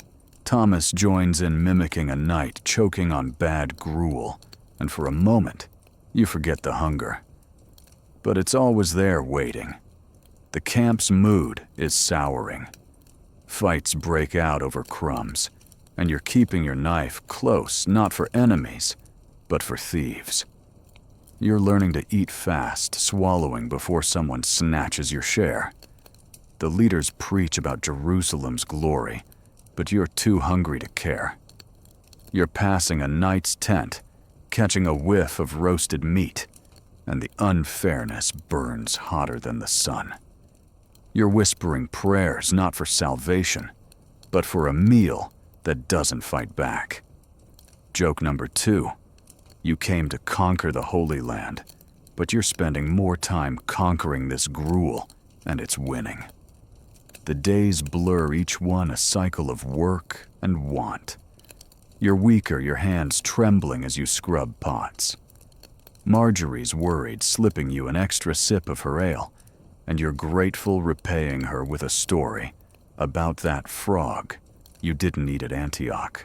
Thomas is quieter, his jokes fewer, but he's still here, sharpening his arrows like it's a ritual. You're clinging to these bonds, your only shield against the hunger's grind. You're starting to understand why the chroniclers wrote of divine providence. Only a miracle seems to explain why you're still standing. A rare moment of luck comes when a supply cart arrives carrying sacks of lentils. It's not much, but it's a change, and you're helping cook a pot that's almost edible. You're savoring each bite, ignoring the sand between your teeth. Marjorie's humming. Thomas is cracking a weak joke about lentils being night food, and you're smiling the warmth of the meal, a small victory. But the cart's emptied fast, and you're back to gruel tomorrow. You're learning to savor the good moments, knowing they're fleeting. Joke number 3. You wanted to be a crusader, but you're starting to think the real crusade is against this food, and it's got more fight than you do. As night falls, you collapse by the fire, the camp's noise fading. Marjorie's beside you, her breathing steady, and Thomas is muttering about stealing a noble's loaf. You're holding Marjorie's cross, its wood a faint comfort. The stars are out cold and distant, and you're thinking of that goose from the People's Crusade, waddling off into nowhere. You're not much better off chasing a city, while your stomach wages war. Sleep's calling, but it's restless, the hunger's still there, gnawing at your dreams. You close your eyes hoping tomorrow brings a real meal, or at least a crust, without weevils. You're still dragging yourself through the First Crusade, Jerusalem's promise, now a faint glow on the horizon. It's mid-1099, and the Crusader armies camped in a parched valley, the holy city tantalizingly close, but still out of reach. The desert's heat lingers, but a new shadow looms over the camp superstition. In the age of the Crusades, omens, curses, and witch hunts rule hearts and minds, and you're caught in a world where a crooked shadow or a strange dream can mark you as cursed. You're learning that faith here isn't just devotion, it's a tangle of fear and fervor that turns neighbors into judges, and every mishap into a sign of divine wrath. The historical fact as clear medieval society was steeped in superstition, with chroniclers like Guibert of Nogent noting that crusaders often interpreted natural events, eclipses, storms, even animal behavior as divine messages, guiding or condemning their mission. You're feeling that weight now huddled in the camp's flickering firelight, the air thick with whispers of omens. A comet streaked across the sky last night, and half the army's convinced it's a sign, some say victory, others doom. You're just trying to keep your head down, but the camp's buzzing with fear, and you're not immune. Your stomach's still sour from that moldy bread, and you're wondering if it's bad luck, not just bad food. You're tasked with fetching water from a nearby spring, a job that keeps you moving through the camp's chaos. The paths are crowded, pilgrims muttering prayers, soldiers scanning the sky for signs. You're passing a group of women burning herbs, claiming it wards off evil spirits. Their eyes follow you, and you quicken your step, clutching your water skin. A quirky tidbits spreading some crusaders believe tying a crow's feather to your belt protects against curses. You're not buying it, but you've noticed a few feathers tucked into belts, and you're starting to feel naked without one. The camp's a pressure cooker, and superstition's the steam. The fear's real. Last week, a man was accused of witchcraft after his tent caught fire, never mind that he was cooking with a faulty lamp. The camp's justice was swift. He was beaten and banished, his cries echoing as he stumbled into the desert. You're haunted by it, checking your own fire twice before sleeping. Marjorie, your washerwoman friend, is with you, her face tight with worry. She's heard rumors of a cursed pilgrim who poisoned a well, and now everyone's eyeing their water. You're both boiling yours, but the doubt lingers. Thomas, the archer, is nearby joking that the only curse here is the gruel, but his laugh's forced. Joke number 1. You thought the crusade was about fighting Turks, but it's really about fighting the urge to see omens in every spilled cup. The camp's leaders feed the frenzy. A priest preaches that God's testing the army, pointing to a dead raven as proof of divine anger. You're skeptical. Ravens die all the time, but the crowd's eating it up, crossing themselves.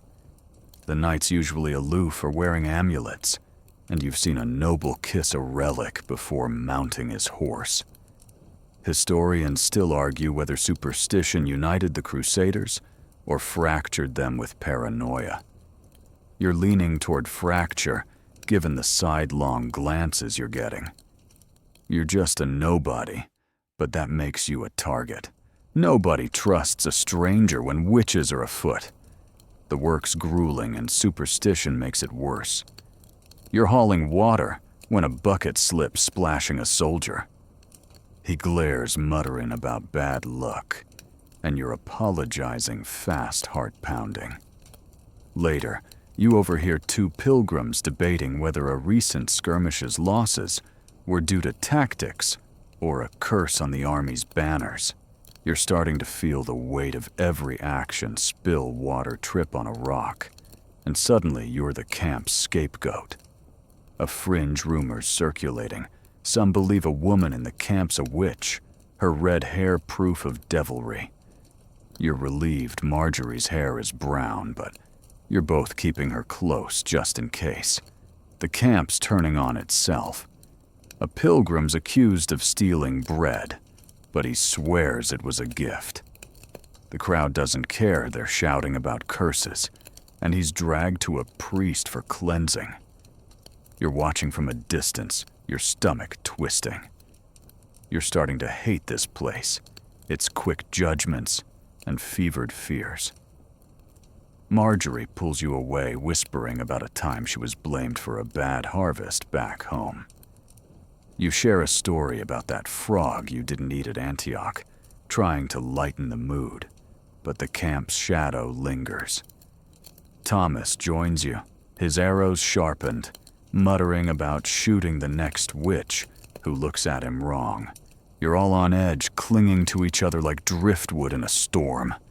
The nights are worse. The camp's alive with whispers, owls hooting a bad sign, a dog howling worse. You're sleeping lightly, your knife under your cloak, not for Turks, but for the mob. You're passing a fire where a monk's reading entrails claiming they predict victory. You're not convinced, but you're clutching Marjorie's wooden cross, its edges worn smooth. The stars are out, but they're cold, and you're wondering if God's really guiding this mess, or if you're all just lost. Joke number 2, you came to conquer Jerusalem, but you're spending more time conquering your fear of comets. The march resumes, and the superstition follows. You're passing a gnarled tree, its branches twisted like claws, and the pilgrims cross themselves calling it cursed. You're rolling your eyes but stepping wide anyway. The leaders preach about divine will, but they're not above using omens to rally the troops. A miracle is declared when a scout finds a well, never mind it was marked on a map. You're drinking gratefully, but you're starting to see the game fear and faith are tools wielded by those in charge. You're just trying to survive one cautious step at a time. A close call shakes you. A woman in your water hauling group faints, and someone whispers, "She's bewitched." The crowd's gathering their voices sharp, but Marjorie steps in, claiming it's just heat stroke. You back her up, helping carry the woman to shade, and the mob disperses grumbling. You're trembling, realizing how fast it could have turned. Marjorie's quiet, her eyes hard, and Thomas is gripping his bow like a lifeline. You're starting to understand why the chroniclers wrote of divine signs.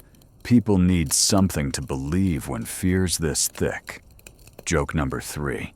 You wanted to be a crusader, but you're learning the real crusade is against the camp's witch hunts. As night falls, you're collapsed by the spring, the water's coolness, a small mercy. Marjorie's beside you humming softly, and Thomas is muttering about shooting that raven tomorrow. You're holding Marjorie's cross, its wood a faint anchor. The camp's noise fades, the whispers of omens blending with the wind. You're thinking of that goose from the People's Crusade, waddling off into nowhere. You're not much better off chasing a city while dodging curses that don't exist. Sleep's calling, but it's uneasy. The camp's fear is a weight on your chest. You close your eyes, hoping tomorrow's clearer, or at least brings a sign you can believe in. You're still trudging through the First Crusade Jerusalem's promise, now a faint pulse in your weary heart. It's mid-1099, and the Crusader army's encamped on a barren plain the Holy City's walls just days away. The desert's heat hasn't let up, but now you're grappling with a new burden, the crushing weight of armor. You're not a knight, but you've been roped into wearing a patched-together suit of chainmail scavenged from a dead soldier to help guard a supply line. The armor's heavy, sweaty, and unforgiving, turning every step into a battle against gravity and your own exhaustion. You're learning that in the Crusades, protection comes at a cost, and the romance of a warrior's gear is a lie that chafes as much as it shields. The historical fact is undeniable medieval armor, like the chainmail hauberks worn by crusaders, weighed 20 or 30 pounds, and was notoriously uncomfortable with chroniclers like Albert of Aachen, noting that heat and fatigue often debilitated soldiers before combat even began. You're feeling that now the chainmail's iron links digging into your shoulders, the padded gambeson beneath soaked with sweat.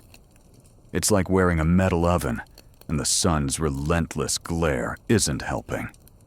Your job is to patrol a dusty trail, watching for bandits or Turkish scouts, but you're moving like a drunken ox, each step a struggle. The helmet, a dented iron cap, squeezes your skull, and you're already dreaming of tossing it into the nearest ditch. You're paired with a grizzled soldier named Rolf, who's teaching you the ropes, literally as you adjust the leather straps holding your armor together. The chainmail clinks with every move, announcing your presence to anyone within a mile. You're carrying a spear, its weight aiding to your misery, and a battered shield that feels like lugging a table. Rolf laughs at your stumbling, saying you'll toughen up or die. You're not sure which is worse. A quirky tidbits circulating some crusaders stuffed their gambesons with straw to cushion the armor, only to find it bred fleas. You're itching already, and you're pretty sure your armor's hosting a small ecosystem. The heat's a killer. You're sweating buckets, the salt stinging your eyes, and your water skin's dangerously low. The armor traps every degree, and you're dizzy, your breath shallow. You're passing a cluster of rocks, hoping for shade, but the sun's everywhere mocking you. Rolf warns you to keep moving. Stopping too long risks heat stroke, and you've seen men collapse their faces, red their armor a death trap. You're trying to stay focused, scanning the horizon, but the weight's dragging you down, body and soul. Joke number 1. You thought armor made you a warrior, but it's really just making you a walking sauna. The camp's no relief. When you're off duty, stripping off the chainmail is a small victory, but it leaves your skin raw, marked with red welts. You're collapsing by a fire, your muscles screaming, and Marjorie, your washerwoman friend, hands you a rag to wipe your face. She's seen you struggling and offers a sip of her ale, her eyes kind but worried. Thomas the archer is there too, joking that your armor's louder than a cathedral bell. You manage a weak laugh, but you're too tired to banter. The camp's abuzz with preparations for Jerusalem's siege, and you're dreading the moment you'll have to don that chainmail again. The armor's not just heavy, it's a status symbol. Knights swagger in their polished hauberks, their squires polishing every link. You and your scavenged gear are a nobody, and they don't let you forget it. A knight shoves past you, his armor gleaming, and you're left eating his dust. You're starting to resent the hierarchy the way protection and privilege go hand in hand. Historians still argue whether armor's weight was a tactical flaw or a necessary evil in medieval warfare. You're voting flaw, given the ache in your spine. You're just trying to survive one clanking step at a time, while the nobles ride above it all. Maintenance is its own hell.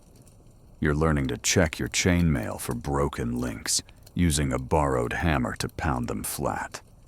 The rust is creeping in, and you're rubbing it with sand, your hands blistered. Rolf shows you how to oil the links with rancid fat, better than nothing, but the smell's another punishment. A fringe rumor spreading.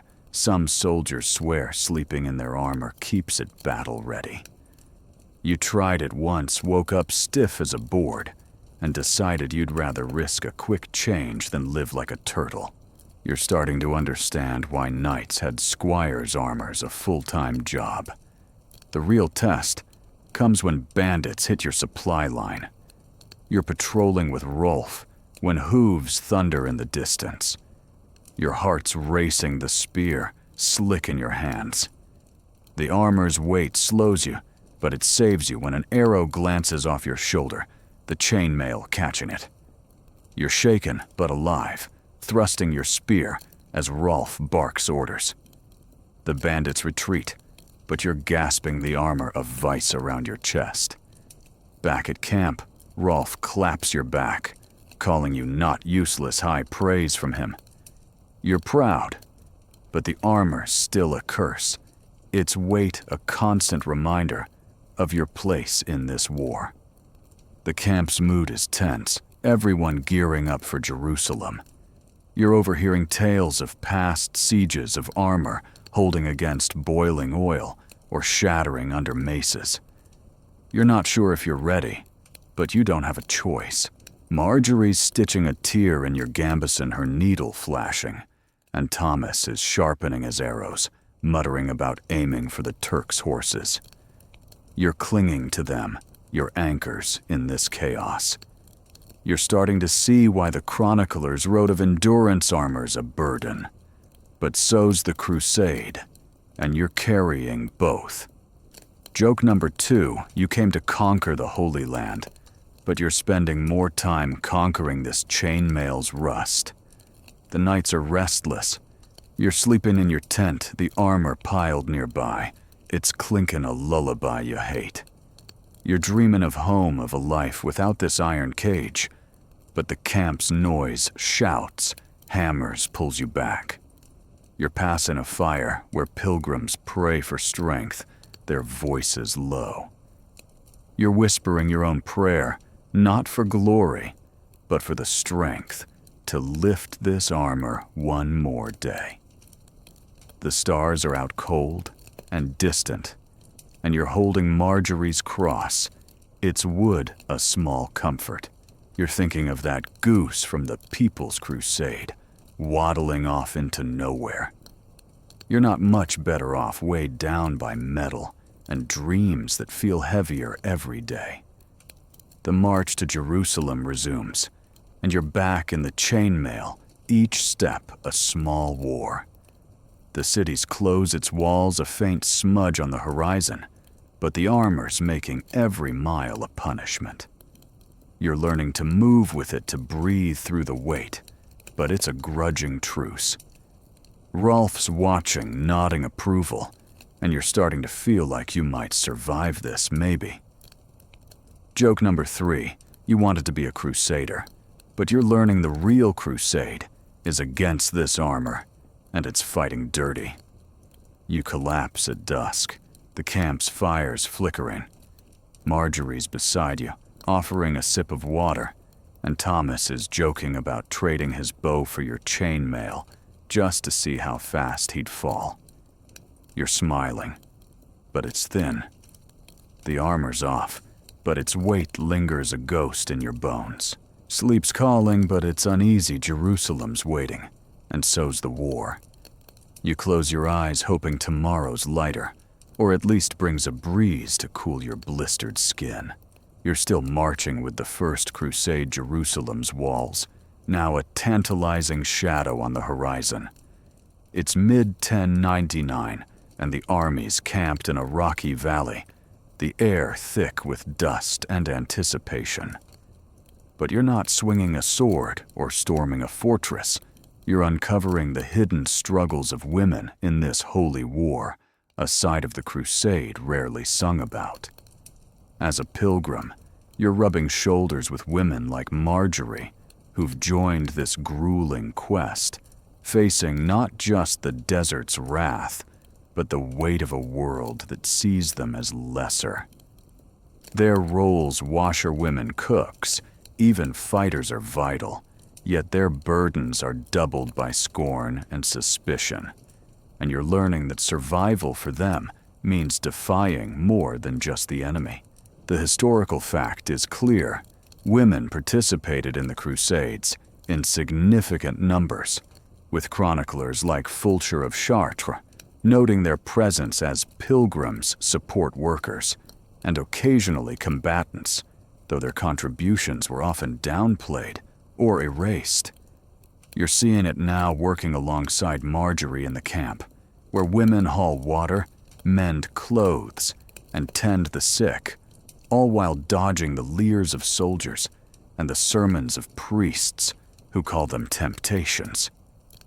You're tasked with carrying laundry to a stream, your arms aching, and Marjorie's beside you, scrubbing tunics, with a ferocity that speaks of more than just dirt. Her hands are cracked, her face lined, but her spirit's a fire that keeps you both going. The work's brutal, and women bear it with a quiet strength. You're helping Marjorie wash blood-stained bandages, the water turning pink as you wring them out. The knights barely notice, but without these women, the army would grind to a halt. Some, like a wiry cook, named Beatrice, sneak extra rations to the sick, risking a beating if caught. Others, like a pilgrim, named Clara Stitch, wounds with a steady hand, their skills rivaling the monks. A quirky tidbits whispered among the women. Some disguise themselves as men to join the march, binding their chests and cropping their hair. You're not sure if it's true, but you've noticed Clara's sharp jaw and broad shoulders, and you're keeping your questions to yourself. The camp's a harsh place for women. You're passing a fire when a soldier catcalls Marjorie. His words crude. She snaps back her tongue, sharper than a blade, but you see the flicker of fear in her eyes. Women are blamed for everything: bad luck, disease, even that comet from a few nights ago. You're starting to understand why Marjorie keeps a knife tucked in her belt, not for Turks, but for the camp's wolves. The priests preach that women's presence tempts men from God's path, yet they're happy to eat the food they cook. Historians still argue whether women's roles in the Crusades were essential or incidental. You're betting essential, given the way Marjorie's holding this corner of the camp together. Joke number 1. You thought the crusade was about fighting infidels, but for women, it's about fighting off idiots first. The dangers are constant. You're hauling water when a drunken squire grabs your arm, mistaking you for camp baggage. Marjorie's there in a flash, her knife glinting, and he backs off, muttering. You're shaken, your heart pounding, but she just shrugs, saying it's part of the deal. You're starting to see the toll women like Beatrice work through: fevers, hiding their weakness to avoid being cast out. Some vanish, taken by bandits, or worse, and the camp barely blinks. You're clinging to Marjorie, her strength a lifeline, and Thomas, your archer friend, who's taken to guarding you both when he's off duty. His jokes about knights' chivalry are bitter now, and you're grateful for his bow. The women's faith is fierce, maybe fiercer than the men's. You're at a makeshift chapel, a canvas tent, where Clara leads prayers, her voice steady despite the priest's frown. She speaks of Mary, a woman who bore burdens none could imagine, and you're moved your own cross, feeling heavier. Marjorie's there, whispering her own prayers, and you're sharing a moment of quiet defiance. A fringe rumor's spreading. Some women claim visions of Saint Margaret, guiding them through the desert. You're skeptical, but you're noticing the way Clara's eyes shine, and you're wondering if there's truth in it. The camp superstition that curse you dodged hits women harder. Red hair, a limp, anything can mark them as witches. You're keeping Marjorie close, her brown hair, a small shield. The work never stops. You're mending a tent, your fingers pricked by the needle while Marjorie hauls firewood. The men march, the women toil, and the line between is blurry but brutal. You're starting to resent the knights, their clean cloaks and easy orders, while you're scrubbing their filth. You're passing a noble's tent, catching a whiff of roasted meat, and the unfairness burns. Marjorie slips you a smuggled carrot, and you crunch it slowly, trading stories about home to keep the anger at bay. Thomas joins you, mimicking a priest's sermon about purity, and you're laughing, but it's a shield against the camp's weight. The march to Jerusalem's picking up, and the women are readying for the siege. You're helping Beatrice pack herbs for the wounded, her hand steady despite the chaos. Clara's sharpening a knife, her eyes hard, and you're wondering if she's fought before. Marjorie's stitching a banner, her needle flashing, and you're struck by the quiet power around you. These women are the Crusades' backbone, but their names won't be in the chronicles. You're starting to see the Crusade as their story. 2. A fight against odds you're only beginning to grasp. Joke number 2. You came to conquer Jerusalem, but these women are conquering the camp's chaos, and they're winning. The nights are heavy. You're collapsed by the stream. The waters murmur a small comfort. Marjorie's beside you, humming a tune, and Thomas is nearby, his bow at hand. You're holding Marjorie's cross, its wood warm from your grip. The camp's noise fades the stars cold above. You're thinking of that goose from the People's Crusade, waddling off into nowhere. You're not much better off, but you're learning from these women. Resilience, defiance, the art of carrying on. They're carrying burdens you can't fully know, and you're humbled, your own struggles feeling smaller. The march resumes Jerusalem's walls closer. You're hauling laundry, your back aching, but you're watching Marjorie, Beatrice, Clara. They're not just surviving, they're carving out space in a world that wants them silent. You're starting to question the Crusade's glory, its promises of salvation. The women's fight feels holier, a quiet rebellion against a world that underestimates them. Joke number 3. You wanted to be a crusader, but you're learning the real crusade is the one these women fight every day, and they're tougher than any knight. You collapse at dusk, the camp's fires flickering. Marjorie's sharing a sip of ale. Thomas muttering about shooting the next squire who leers. You're smiling, but it's thin. The women's struggles are a weight you carry now, too. Sleep's calling, but it's restless. Jerusalem's waiting, and so's the war. But you're carrying their strength with you. You close your eyes, hoping tomorrow honors their fight, or at least brings a moment of peace. You're still caught in the relentless churn of the First Crusade, Jerusalem's walls, now a faint promise on the horizon. It's June 10, 999, and the Crusader armies camped in a dusty valley, the holy city so close you can almost taste it, though the taste is more sweat and sand than salvation. The fervor that drove this quest is turning dark, and you're witnessing the ugly side of religious zeal, atrocities committed in the name of faith. The Crusade's supposed to be a holy mission, but you're seeing blood spilled with a ferocity that feels anything but divine. You're a pilgrim, not a soldier, yet you're swept up in the chaos, grappling with the horror of what God's will can justify in a war like this.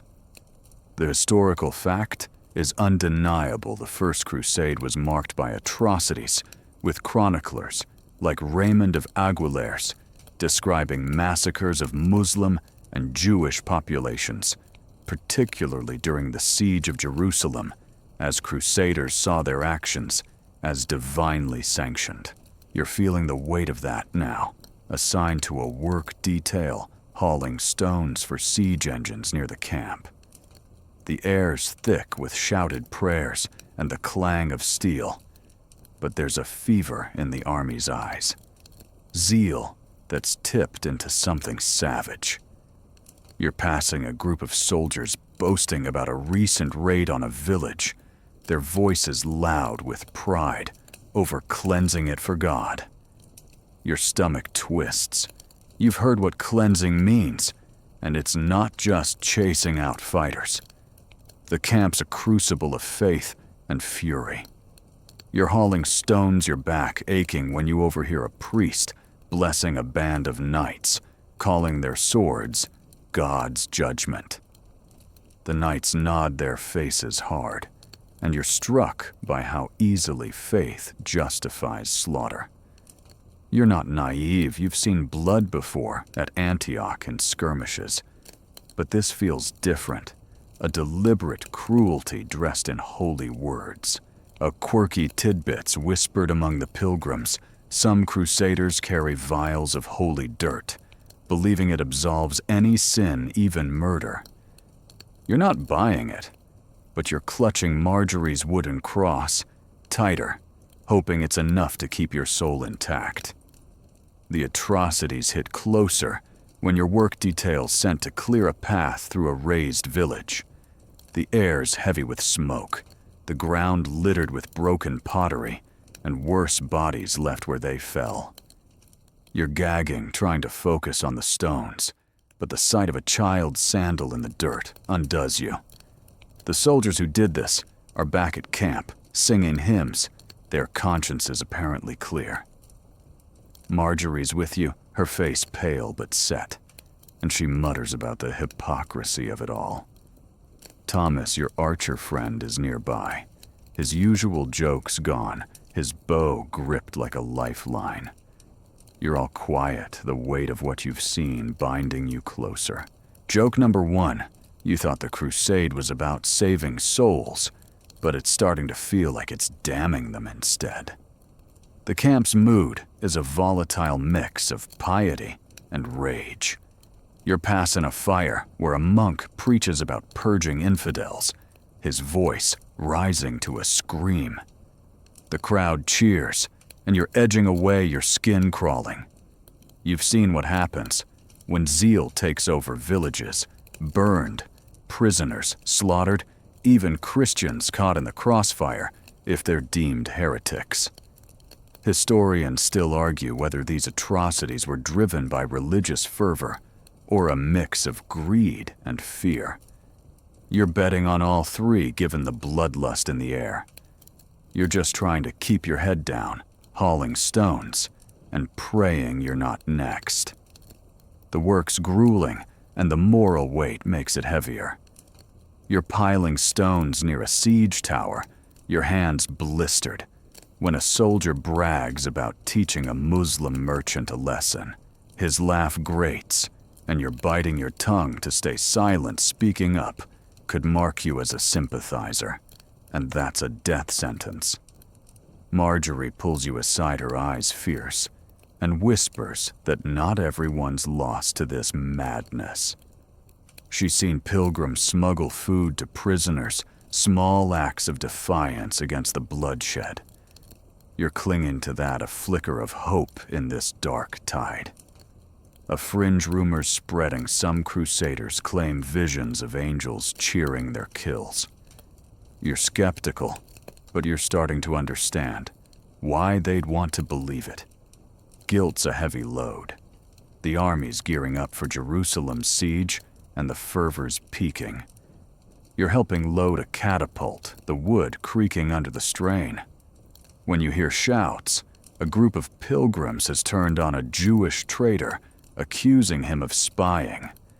You're frozen watching as they drag him away, the crowd's chants drowning his pleas. Thomas grabs your arm, pulling you back to work, his face grim. Marjorie's praying under her breath, her knuckles white. You're all shaken, the line between faith and fanaticism blurring. You're starting to question the Crusade's purpose, the sermons that promised salvation now ringing hollow. The nights are haunted. You're collapsed by the fire, the camp's noise a dull roar. Marjorie's beside you, stitching a torn cloak, her needle flashing.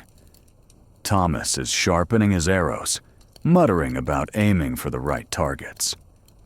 You're sharing a crust of bread the mold scraped off and trying to talk about anything but the village you saw. You tell a story about that frog you didn't eat at Antioch, and Marjorie's laugh is a small mercy. But the weight's still there, the images of blood and ruin seared into you. You're starting to see why the chroniclers wrote of divine wrath. It's easier to blame God than face what men can do. Joke number 2. You came to conquer Jerusalem, but you're spending more time conquering your own horror. The march to Jerusalem's final stretch looms, and the atrocities are a drumbeat. You're passing a shrine, a crude cross planted in the dirt, and you're whispering prayers, not for victory, but for forgiveness, for the army, for yourself, for being part of this. The leaders preach about the holy city's glory, but you're seeing the cost in every burned hut, every lifeless stare. Marjorie's your anchor, her quiet strength, a reminder that not everyone's lost to this zeal. Thomas is your shield, his bow, a promise of protection. You're clinging to them, your only constants, in a war that's twisting faith into something monstrous. The work resumes at dawn, and you're back to hauling stones, the siege towers rising like giants. The camp's alive with chants, the air electric with anticipation. But you're quieter, the atrocities a shadow you can't shake. You're thinking of that goose from the People's Crusade, waddling off into nowhere. You're not much better off chasing a city while the Crusades' ideals crumble. The leaders' promises of salvation feel like lies, and you're wondering if Jerusalem's worth this blood. Joke number 3. You wanted to be a crusader, but you're learning the real crusade is keeping your humanity when faith turns to fury. You collapse at dusk, the camp's fires flickering. Marjorie's beside you, offering a sip of water, her eyes steady. Thomas is muttering about shooting the next preacher, who calls for blood. You're holding Marjorie's cross. It's wood, worn smooth, a small anchor against the chaos. The stars are out cold and distant, and the camp's chants fade to a low hum. Sleep's calling, but it's restless. The images of that village linger a weight on your soul. You close your eyes, hoping tomorrow brings clarity, or at least a moment to grieve what's been lost. You're still slogging through the First Crusade Jerusalem's promise, now a shimmering mirage just beyond reach. It's June 1099, and the Crusader army's encamped on a rocky ridge, the holy city's walls tantalizingly close. But the path to glory is a gauntlet, and you're learning that danger doesn't always wear armor or wield a sword. Bandits haunt the pilgrimage routes, preying on stragglers, like you, turning every step into a gamble, where the stakes are your life.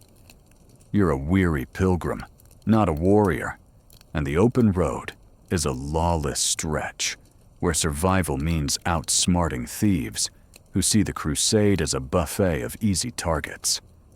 The historical fact is stark banditry was a constant threat during the Crusades, with chroniclers like Albert of Aachen describing how robbers, Christian, Muslim, and opportunist alike, ambushed pilgrims exploiting the chaos of war. You're feeling that fear now assigned to a small group, escorting a supply cart along a dusty trail. The cart's loaded with grain, and water, a magnet for trouble. And you're gripping a sharpened stick, your weapon with sweaty hands. The trail winds through scrubby hills perfect for ambushes, and every rustle in the brush sets your heart racing. Your group's led by a gruff soldier named Leo, who's seen enough raids to know the odds aren't great. You're trudging beside the cart, the sun baking your skin. Your chainmail from the last job, swapped for a lighter tunic armor's no use if you can't run. The air's thick with dust, and you're scanning the horizon half expecting a bandit's arrow. Marjorie's with you, her knife tucked in her belt, her eyes sharp. Thomas, your archer friend, is scouting ahead, his bow ready. The group's tense, everyone whispering about a recent attack that left a dozen pilgrims dead, their bodies stripped bare. A quirky tidbit's making the rounds. Some bandits leave a single shoe behind a mocking signature to taunt survivors. You're praying you don't see one, but you're checking the ground just in case. The first sign of trouble comes at noon. You're crossing a dry gully when Thomas signals a broken branch, fresh tracks in the dirt. Leo curses, ordering you to tighten ranks. You're clutching your stick, your mouth dry as the cart creaks forward. The attack hits fast. 6 bandits' faces wrapped in rags burst from the hills, their daggers glinting. You're frozen for a heartbeat, then swinging your stick more instinct than skill. Marjorie's beside you, slashing at a bandit who gets too close, her ferocity a shock. Thomas looses an arrow, dropping 1, but the rest are on you, grabbing for the cart. Leo's shouting his sword a blur, and you're dodging a blade that grazes your arm, the sting sharp but shallow. The fight's over as fast as it started. 3 bandits are down, the rest flee, and you're panting, your stick splintered. The cart's safe, but you've lost a man, a quiet pilgrim who took a dagger to the chest. You're shaken, helping wrap his body in a cloak, the blood soaking through. Marjorie's checking your arm, her hand steady, while Thomas mutters about needing more arrows. Leo claps your shoulder, grunting approval, but you're too rattled to feel proud. Joke number 1. You thought the crusade was about storming Jerusalem, but it's really about storming away from bandits. Back at camp, the raid's a grim reminder of the road's dangers. You're patching your arm with a rag. Marjorie's knife worked the talk of the group. She shrugs it off, but you're seeing her in a new light, tougher than most nights. The camp's abuzz with bandit stories, each one bloodier than the last. You're hearing about pilgrims robbed of everything, even their clothes, left to wander naked until rescued or not. Historians still argue whether banditry was a byproduct of war's chaos or a deliberate tactic to weaken the Crusaders. You're betting on both, given the glee in those bandits' eyes. You're just trying to survive, keeping your water skin close and your stick sharper. The road's a constant threat. You're back on supply duty, the trail, now a blur of rocks and fear. Every shadow's a bandit, every snap a trap. You're learning to move quietly, to listen for hooves or whispers.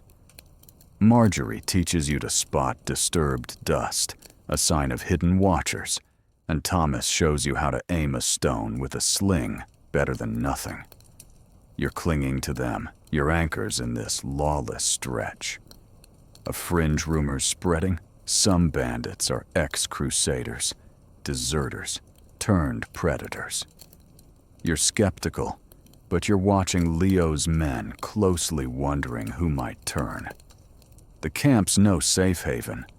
Thieves prowl at night, stealing from tents, and you're sleeping with your knife under your cloak. The leaders preach about Jerusalem's glory, but they're not the ones dodging daggers on the road. You're passing a fire where pilgrims swap survival tips, travel in groups, hide valuables, pray to Saint Christopher. You're whispering your own prayers, not for salvation, but for a trail without bandits. The army's gearing up for Jerusalem's siege, and you're dreading the open road to get there. You're starting to see why the chroniclers wrote of divine protection. Only a miracle seems to keep you alive out here. The next supply run's quieter, but the tension's worse. You're scanning every hill, your stick a poor comfort. Marjorie's humming softly, her way of staying calm, and Thomas is whistling, his bow slung across his back. You're trying to stay positive, sharing a story about that frog you didn't eat at Antioch, and they laugh, the sound a small shield against fear. But the road's unforgiving, and you're counting every step, praying you make it back. You're starting to resent the Crusade's grand promises, its talk of holy victory, when you're just trying to not get robbed, or worse. A close call shakes you. You're nearing camp when a lone bandit darts from a ditch, grabbing for your water skin. You swing your stick, catching his arm, and Marjorie's on him, her knife flashing. He bolts, and you're trembling, the adrenaline sour in your throat. Thomas checks the ditch, finding a single shoe, that bandit signature. You're not laughing. It's too close. Back at camp, you're quieter, the raid's memory a weight. Marjorie's stitching a tear in your tunic, her needle steady, and Thomas is joking about shooting the next bandit in the foot. You're smiling, but it's thin. Joke number 2. You came to conquer the Holy Land, but you're spending more time conquering your fear of the road. The march to Jerusalem looms, and the bandit threat's a constant shadow. You're passing a wrecked cart, its wheels broken, its cargo gone. You're wondering how many didn't make it, their stories lost to the dust. The leader's sermons feel hollow, their armored escorts, a privilege you'll never have. You're clinging to Marjorie and Thomas, your only constants in this chaos. You're thinking of that goose from the People's Crusade, waddling off into nowhere. You're not much better off chasing a city while dodging thieves who'd kill for a crust. Joke number 3. You wanted to be a crusader, but you're learning. The real crusade is keeping your water skin and your life out of bandit hands. You collapse at dusk, the camp's fires flickering. Marjorie's beside you, offering a sip of her ale, her eyes steady. Thomas is muttering about setting traps for bandits tomorrow. You're holding Marjorie's cross, its wood a faint anchor. The stars are out cold and distant, and the camp's noise fades to a low hum. Sleep's calling, but it's restless. The road's dangers linger a weight on your chest. You close your eyes, hoping tomorrow's safer, or at least brings a trail without a single shoe in the dirt. You're still pushing through the First Crusade, Jerusalem's promise, now a faint shimmer in the distance.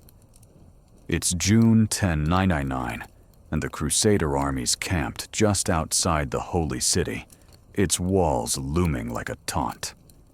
You've survived bandits and betrayal, but now you're facing a new kind of hardship life inside a castle, or rather, the crumbling fortress of Ramla, where the army's taken temporary shelter to prepare for the siege. Castle life sounds grand in stories, tapestries, feasts, chivalry, but the reality is a cold, rat-infested nightmare that makes the open road seem almost inviting. You're learning that stone walls offer protection, but trap you in a different kind of misery where damp darkness and vermin rule. The historical fact is clear medieval castles like those used by crusaders as staging points were often cramped and unsanitary, with sources like the Gesta Francorum describing how disease and overcrowding plagued even fortified strongholds. You're feeling that now, billeted in a dank corner of Ramlas, keep the air heavy with mildew and the skitter of rats. Your bed is a pile of straw on a stone floor, the cold seeping through your thin cloak. The castle's walls are thick, but they're drafty, and every gust carries the stench of unwashed bodies and rotting food scraps. You're tasked with cleaning the hall, sweeping out filth, and hauling buckets of slop to a pit outside. The castle's a maze of narrow corridors, the torchlight barely cutting the gloom. You're dodging puddles of who knows what, your boots squelching. The knights and nobles claim the upper chambers where it's drier, but you're down here with the other grunts, fighting for space. Rats are everywhere, bold as cats, and you've taken to sleeping with your bread tucked inside your tunic. A quirky tidbit's making the rounds, some soldiers swear. Rats carry messages from saints, a sign of divine favor. You're skeptical last night. A rat stole your crust, and it didn't look holy. You're starting to think the only message they carry is stay hungry. The cold's relentless. The stone walls sweat, and your breath clouds in the air even in June. You're shivering, wrapping your cloak tighter, but it's no match for the damp. Marjorie, your washerwoman friend, is nearby scrubbing pots in a corner, her hands red from the chill. She shares a scrap of dried fish, and you repay her with a weak smile too cold to talk much. Thomas, your archer friend, is guarding the gate, his bow ready. But he's back at night joking that the rats are better company than the knights. His humor's a lifeline, but even he's quieter, the castle's gloom seeping in. Joke number 1. You thought castle life was all feasts and fanfare, but it's really just you versus the rats, and they're winning. The work's endless. You're sweeping floors, hauling wood, and dodging the knight's orders. A noble snaps at you to clean his boots, and you're swallowing your pride, scrubbing mud while he complains about the siege's delay. The castle's hierarchy is brutal. Nobles eat meat, you get gruel, and the rats get whatever falls. You're starting to resent the stone walls, their promise of safety a lie when disease is creeping in. Historians still argue whether castles were strategic havens or overcrowded death traps during the Crusades. You're voting death trap, given the coughs echoing through the halls. You're just trying to stay warm, clutching Marjorie's cross for comfort. The rats aren't the only threat. Disease is stirring a whisper of the dysentery you dodged in Antioch's camp. You're noticing the signs, pale faces, sluggish steps. A pilgrim you worked with yesterday is missing, and you're praying it's not what you think. The castle's latrines are a nightmare, shallow trenches that overflow, and you're holding your breath every time you pass. The medics holed up in a corner are burning herbs to cleanse the air, but it just makes you sneeze. A fringe rumor's spreading. Some believe hanging garlic around your neck wards off sickness. You're not convinced, but Marjorie's got a clove tucked in her belt, and you're considering it. The castle's mood is tense. Everyone on edge as the siege of Jerusalem looms. You're overhearing knights debating tactics, their voices sharp, while pilgrims pray in huddled groups, their chants bouncing off the walls. You're joining in, whispering for strength, but the castle's chill makes faith feel fragile. You're starting to see why the chroniclers wrote of endurance. Surviving these walls takes as much grit as surviving the desert. Marjorie's your anchor, her steady hands a reminder of resilience, and Thomas's bow is your shield, his presence a promise of protection. You're clinging to them, your only warmth in this stone cage. The work grinds on. You're hauling buckets of water from a well, the rope cutting into your palms. The castle's well is deep, but the water's cloudy, and you're boiling it when you can. You're passing a knight's chamber, catching a whiff of roasted pigeon, and the unfairness stings. Your last meal was gruel that tasted like despair. Marjorie slips you a smuggled apple, and you savor it.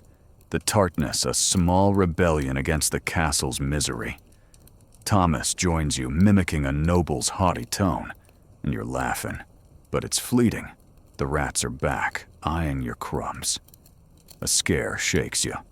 A fire breaks out in the hall, a torch knocked over by a careless squire. You're rushing to douse it, hauling water with Marjorie, while Thomas helps beat back the flames. The castle's safe, but the panic lingers. Fire in these cramped walls could have been a disaster. The knights blame a cursed pilgrim, and you're keeping your head down, remembering the witch hunts from the camp. You're starting to hate this place. Its cold stones and colder hearts. Joke number 2.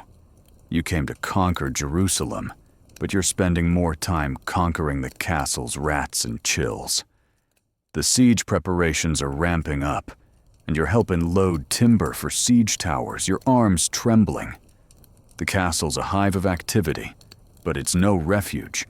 Disease, cold, and vermin are as deadly as any Turk. You're passing a chapel, a cramped room where pilgrims pray, and you're whispering your own, not for glory, but for warmth. The leader's talk of Jerusalem's walls feels distant. Your fight's here against the castle's creeping decay. You're thinking of that goose from the People's Crusade, waddling off into nowhere. You're not much better off trapped in stone while chasing a dream that feels colder every day. At night, you collapse in your corner, the straw damp beneath you. Marjorie's humming softly, her hand still red from scrubbing, and Thomas is muttering about shooting the next rat that crosses him. You're holding Marjorie's cross. Its wood a faint comfort against the castle's chill. The stars are hidden by stone, the hall's darkness heavy. You're starting to understand why the chroniclers wrote of divine strength. Only a miracle seems to keep you going in this frozen hell. Joke number 3. You wanted to be a crusader, but you're learning the real crusade is against these rats, and they've got more fight than you do. You close your eyes, the castle's damp settling into your bones. The hall's noise fades, the prayers and coughs a low hum. Sleep's calling, but it's restless. The cold's a weight, the rat's a whisper in the dark. You're hoping tomorrow brings warmth, or at least a corner without vermin. Jerusalem's waiting, but so's this castle's misery, and you're not sure which is worse. You're still trudging through the First Crusade, the holy city's walls, now a faint smudge on the horizon.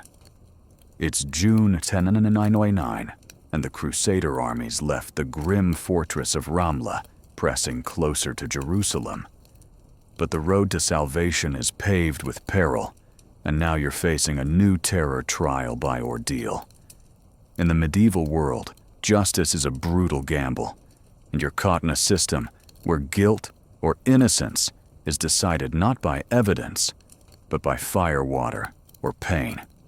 You're accused of a petty theft, a missing sack of grain, and suddenly you're staring down a test that could burn or drown you all in the name of God's judgment. The historical fact is stark trial by ordeal was a common medieval practice, with sources like the Gesta Francorum noting its use in crusader camps to settle disputes rooted in the belief that God would protect the innocent. You're standing in a dusty clearing, the camp buzzing around you, as a crowd gathers their eyes hard with suspicion. The accusation came from a surly quartermaster who claims you stole his grain. You didn't, hunger's made you desperate, but not a thief. But proof means nothing here. The priest, a gaunt man with a voice like gravel, declares you'll face trial by hot water. Plunge your hand into a boiling cauldron, and if the burns heal cleanly in 3 days, you're innocent. If not, God's marked you guilty. You're trembling, your heart pounding like a war drum. The cauldron's steaming, the water bubbling like a demon's breath. Marjorie's nearby, her face pale, but fierce, whispering for you to stay strong.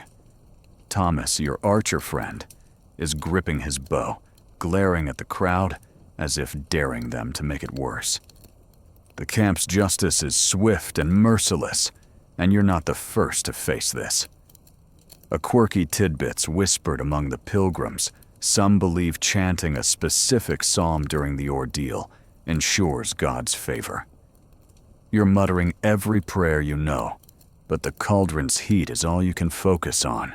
Your only crime was being near the grain stores, but in this fevered camp, that's enough.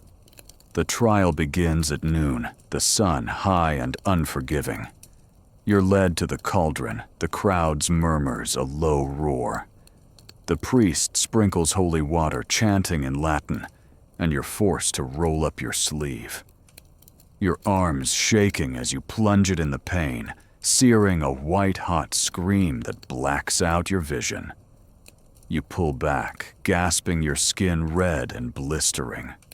The crowd watches, some crossing themselves, others betting on your fate. Marjorie's at your side, wrapping your arm in a damp cloth, her hand steady despite her fear. Thomas mutters a curse at the priest, low enough not to be heard. You're given 3 days to heal, confined to a tent under guard, and you're praying for a miracle. The wait is agony. Your arm throbs, the blisters weeping, and your terrified infection will set in proof of guilt in the camp's eyes. Marjorie sneaks you herbs smuggled from the medics, and you're chewing them, hoping they help. Thomas keeps watch, joking about shooting the quartermaster to balance the scales.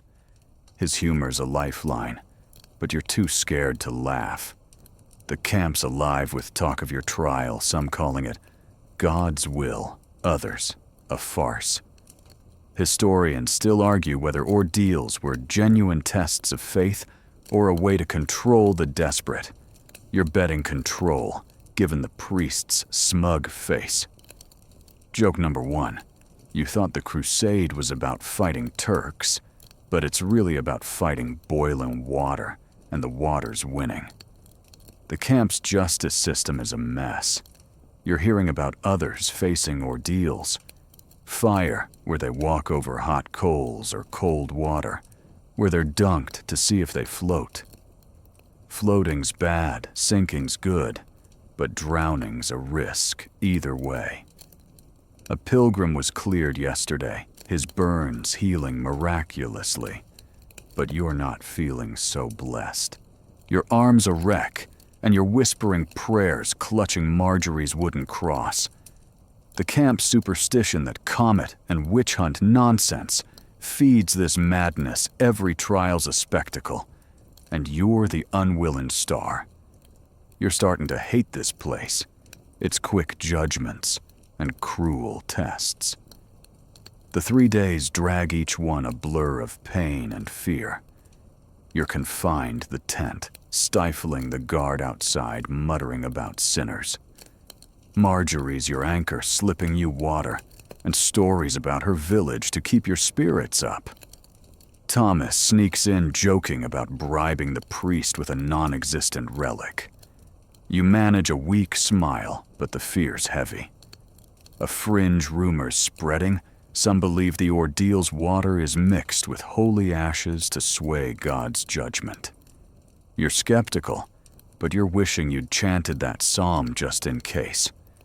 The camp's faith is a double-edged sword, cutting both ways, and you're bleeding. The final day arrives, and you're led back to the clearing, your arm wrapped in Marjorie's cloth. The priest inspects it.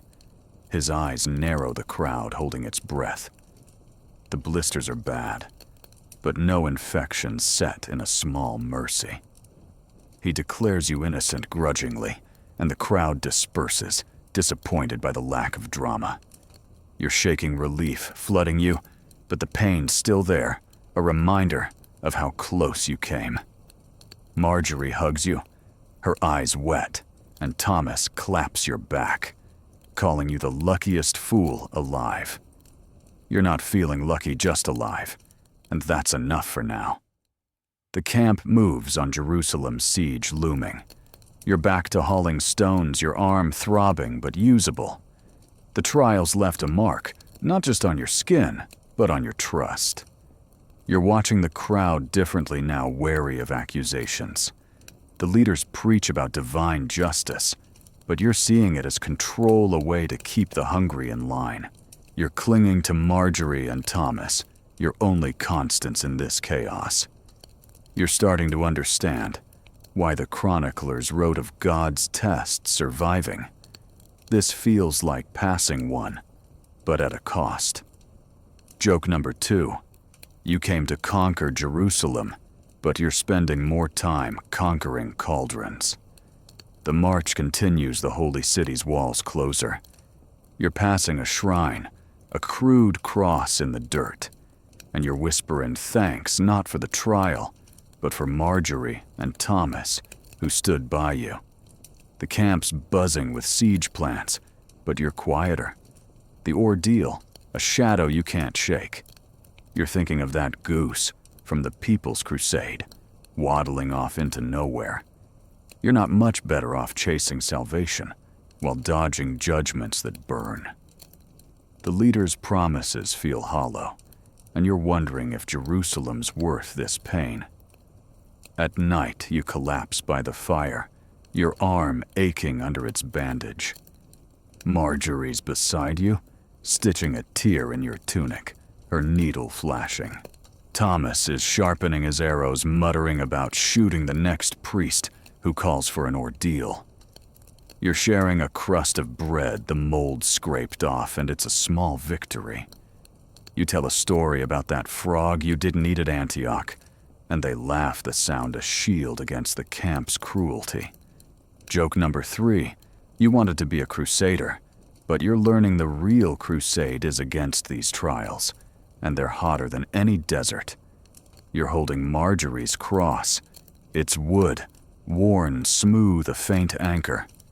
The camp's noise fades the prayers and shouts a low hum. The stars are out cold and distant, and sleep's calling, but it's restless. The ordeal's pain lingers a scar inside and out.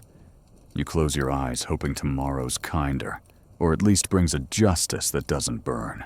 You're still entangled in the First Crusade, the holy city's walls, now a faint promise etched against the horizon. It's June 1099, and the Crusader armies camped on a rocky ridge just outside Jerusalem, the air buzzing with tension as the siege looms. But you're not wielding a sword or scaling walls. You're caught in the deadly games of Crusader politics, where nobles scheme and stab both figuratively and literally for power and glory. You're a lowly pilgrim, invisible to the lords, yet their intrigues ripple through the camp, threatening to crush you in their wake. In this world, loyalty's a coin spent quickly, and you're learning that survival means dodging the crossfire of ambition. The historical fact is clear. The First Crusade was a hotbed of political maneuvering, with chroniclers like Fulcher of Chartres documenting how leaders like Bohemond, Raymond of Toulouse, and Godfrey of Bouillon vied for control, often prioritizing personal gain over the holy mission. You're seeing it now, hauling timber for siege towers under a blistering sun, your arms aching. The camp's divided factions loyal to different lords, whispering in corners, their eyes sharp with suspicion. You're just a grunt, but you feel the tension like a blade at your back. Nobles' schemes mean nothing to you, yet they dictate whether you eat or die. You're working near a command tent when you overhear a heated argument. Raymond's men accuse Godfrey's of hoarding supplies, their voices rising until a knight draws his dagger. It's diffused, but the air's thick with distrust. Your job's simple, stack the timber, keep your head down, but you're dodging glares from soldiers who see you as the other side just because you're near Raymond's crew. A quirky tidbits circulating some nobles send coded messages on wax tablets, plotting betrayals under the guise of strategy. You're not surprised. You've seen a squire slip a tablet to a shadowy figure, and you're keeping your distance. The politics turn deadly fast. Last night, a minor lord was found dead, his throat cut, blamed on a Turkish spy. But whispers say it was a rival's work, settling a score over land rights in Antioch. You're shaken, realizing how easily a knife finds its mark in this camp. Marjorie, your washerwoman friend, is with you, her knife tucked in her belt, her eyes scanning the crowd. Thomas, your archer friend, is nearby, his bow ready, joking that he'll shoot the next noble who looks at him wrong. His humor's a shield, but you're all on edge, knowing a wrong step could pull you into the noble's games. Joke number 1. You thought the crusade was about fighting for God, but it's really about fighting to not get stabbed by a lord's ego.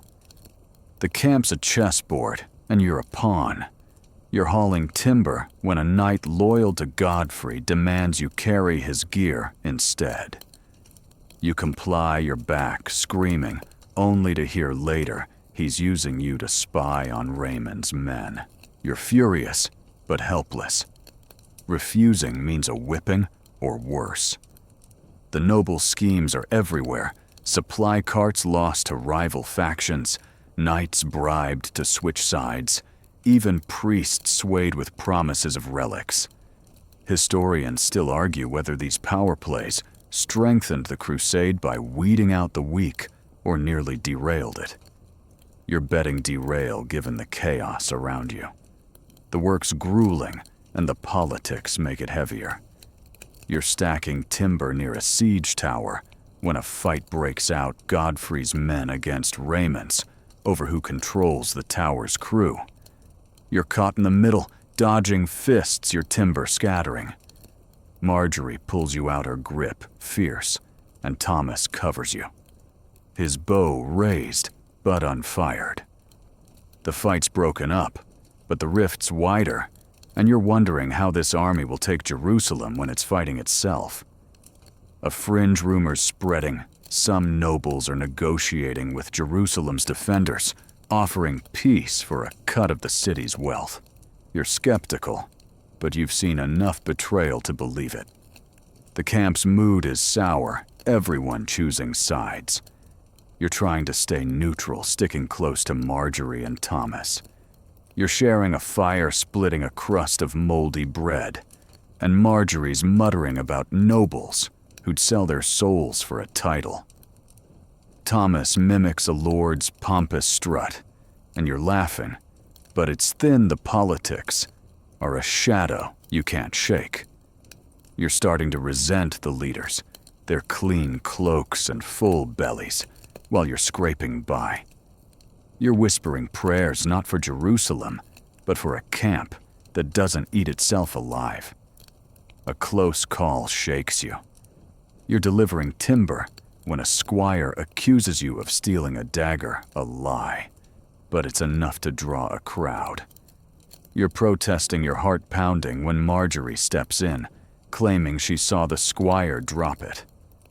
Thomas backs her, his bow, a silent threat, and the squire backs off, muttering. You're trembling, the memory of that boiling water ordeal still fresh. The nobles' games make everyone a target, and you're learning to watch your back. You're clinging to Marjorie and Thomas, your only anchors in this snake pit. You're starting to understand why the chroniclers wrote of unity as a miracle division's the default here. The siege preparations ramp up, and you're hauling more timber, the towers rising like wooden giants. The nobles' feuds simmer, but the promise of Jerusalem forces an uneasy truce. You're passing a chapel tent where pilgrims pray for victory, and you're whispering your own for survival. The leaders' sermons about glory feel hollow when you're dodging their schemes. You're thinking of that goose from the People's Crusade, waddling off into nowhere. You're not much better off chasing a city while navigating a camp where loyalty's a trap. Joke number 2, you came to conquer Jerusalem, but you're spending more time conquering the urge to punch a noble. The nights are tense. You're collapsed by the fire, the camp's noise a low roar. Marjorie's beside you, stitching a tear in your tunic, her needle flashing. Thomas is sharpening his arrows, muttering about shooting a lord's horse to send a message. You're sharing a sip of Marjorie's ale, a small act of defiance against the chaos. You tell a story about that frog you didn't need at Antioch, and they laugh the sound a shield against the camp's intrigue. But the weight's still there, the nobles' games, a shadow you can't escape. You're starting to see why the chroniclers wrote of divine will. Only a miracle seems to hold this army together. The march to Jerusalem's final push looms, and the politics are a constant threat. You're passing a noble's tent, catching a whiff of wine, and the unfairness burns. The leaders preach unity, but their knives are sharp, and you're just trying to not get cut. Marjorie's your anchor, her steady hands a reminder of resilience, and Thomas's bow is your shield, his presence a promise of protection.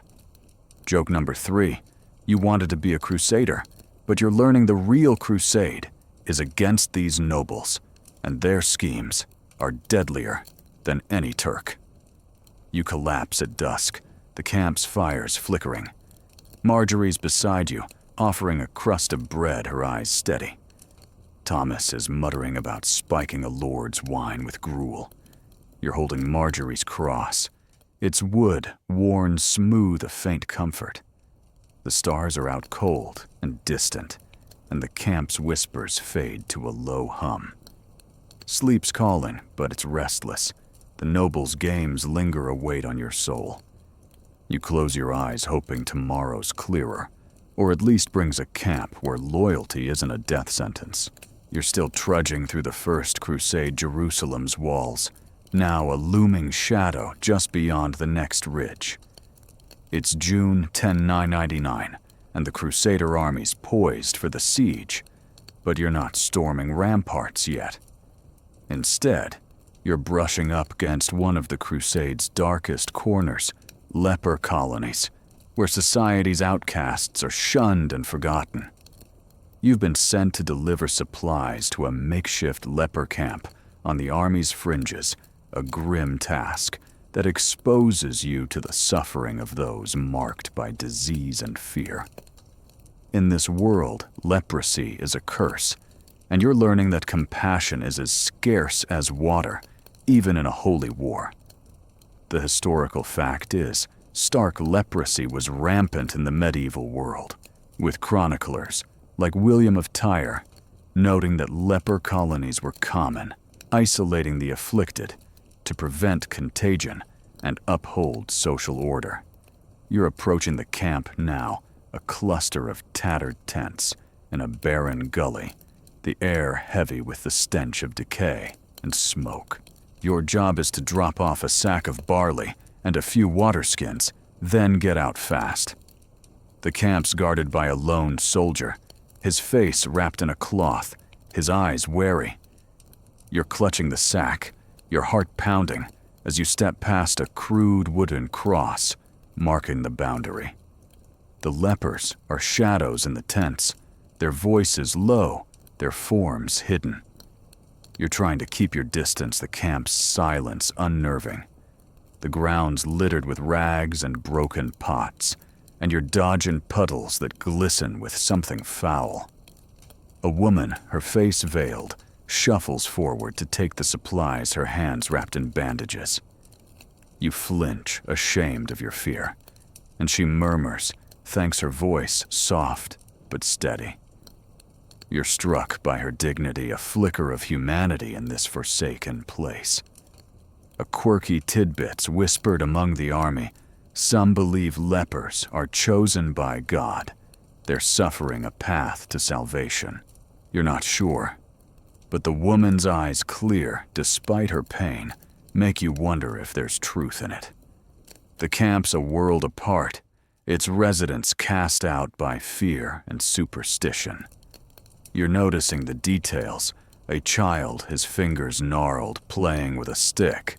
A man praying under a tattered canopy, his voice unbroken. Leprosy's mark, skin lesions, deformed limbs, terrifies the army, and you've heard priests call it divine punishment. But here, you're seeing people, not curses. Marjorie, your washerwoman friend, insisted on coming, her knife tucked away, her face set. Thomas, your archer stayed back, his bow useless here, but he sent a crust of bread for you to share. You're grateful for Marjorie's courage, her presence a shield against the camp's despair. Joke number 1. You thought the crusade was about fighting for Jerusalem, but it's really about fighting your own fear of this place. The work's quick, but heavy. You're unloading the supplies, your hand shaking as the veiled woman directs you to a tent. Inside, a man lies on straw, his breathing ragged, his face half hidden by sores. You're trying not to stare, focusing on the barley, but his cough makes you jump. The woman, her name's Agnes, you learn tells you they've got no medic, no herbs, just faith and scraps. You're leaving a water skin wishing you had more. Back in the army, lepers are shunned, their bells warning others away. Here, you're seeing the cost of that fear lives reduced to shadows, abandoned by a crusade that preaches mercy. Historians still argue whether leper colonies were humane or cruel. You're voting cruel, given the emptiness in Agnes's gaze. The camp's dangers aren't just disease. Superstition stalks these tents, the same zeal that fueled witch hunts now branding lepers as cursed. You're hearing whispers of a pilgrim stoned for spreading leprosy, though he was just begging for alms. You're keeping your head down, avoiding the guard's eyes as you leave the supplies. Marjorie's quiet, her hands clenched, and you're both moving fast, the camp's weight pressing on you. A fringe rumor's spreading. Some lepers claim visions of St. Lazarus promising healing. You're skeptical, but you're noticing the crosses carved into tent poles, and you're wondering if faith's all they've got left. The walk back to the army's camp is silent, the gully's dust clinging to your boots.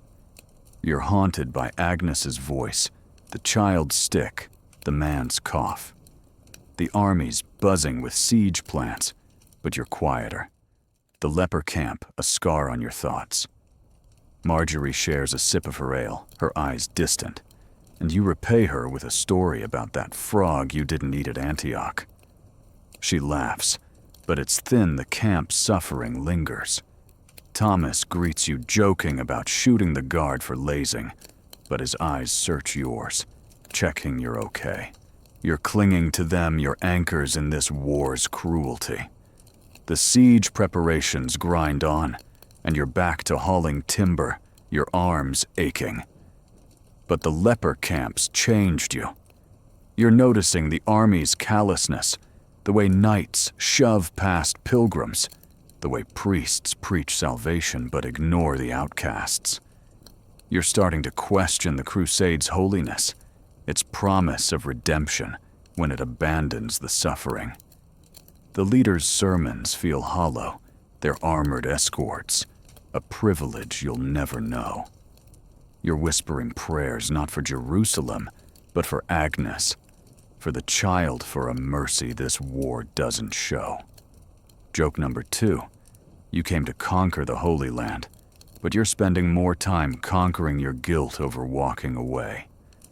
The camp's alive with chants, the siege towers rising like wooden giants. You're passing a chapel tent where pilgrims pray for victory, and you're joining in, but your heart's with the leper camp. You're thinking of that goose from the People's Crusade, waddling off into nowhere. You're not much better off chasing a city, while the forgotten rot in the shadows. The army's zeal feels like a mask, hiding the cost of its mission. Marjorie's your anchor, her steady hands a reminder of compassion, and Thomas's bow is your shield, his presence a promise of loyalty. A small act of defiance keeps you going. You're slipping a spare crust into your sack, planning to leave it at the leper camp's edge tomorrow. It's not much, but it's something a rebellion against the army's indifference. Marjorie nods approval, her eyes fierce, and Thomas mutters about joining you. his arrows ready for any trouble. You're starting to see the crusade as a test, not of faith, but of humanity. And you're determined to pass it, even if it's just a crust at a time. You're learning why the chroniclers wrote of miracles. Small kindnesses feel like one in this war's darkness. The night's heavy, the camp's noise a dull roar. You're collapsed by the fire, Marjorie beside you, stitching a tear in your cloak. Thomas is sharpening his arrows, muttering about shooting the next knight who scorns a leper. You're sharing a sip of water, the taste gritty but grounding. You tell a story about that comet, the one that sparked so much fear, and they smile, the memory a small shield. But the leper camp's weight lingers, a call to do better. Joke number 3, you wanted to be a crusader, but you're learning. The real crusade is against this war's cruelty, and it's harder than any siege. You're holding Marjorie's cross, its wood worn smooth a faint comfort.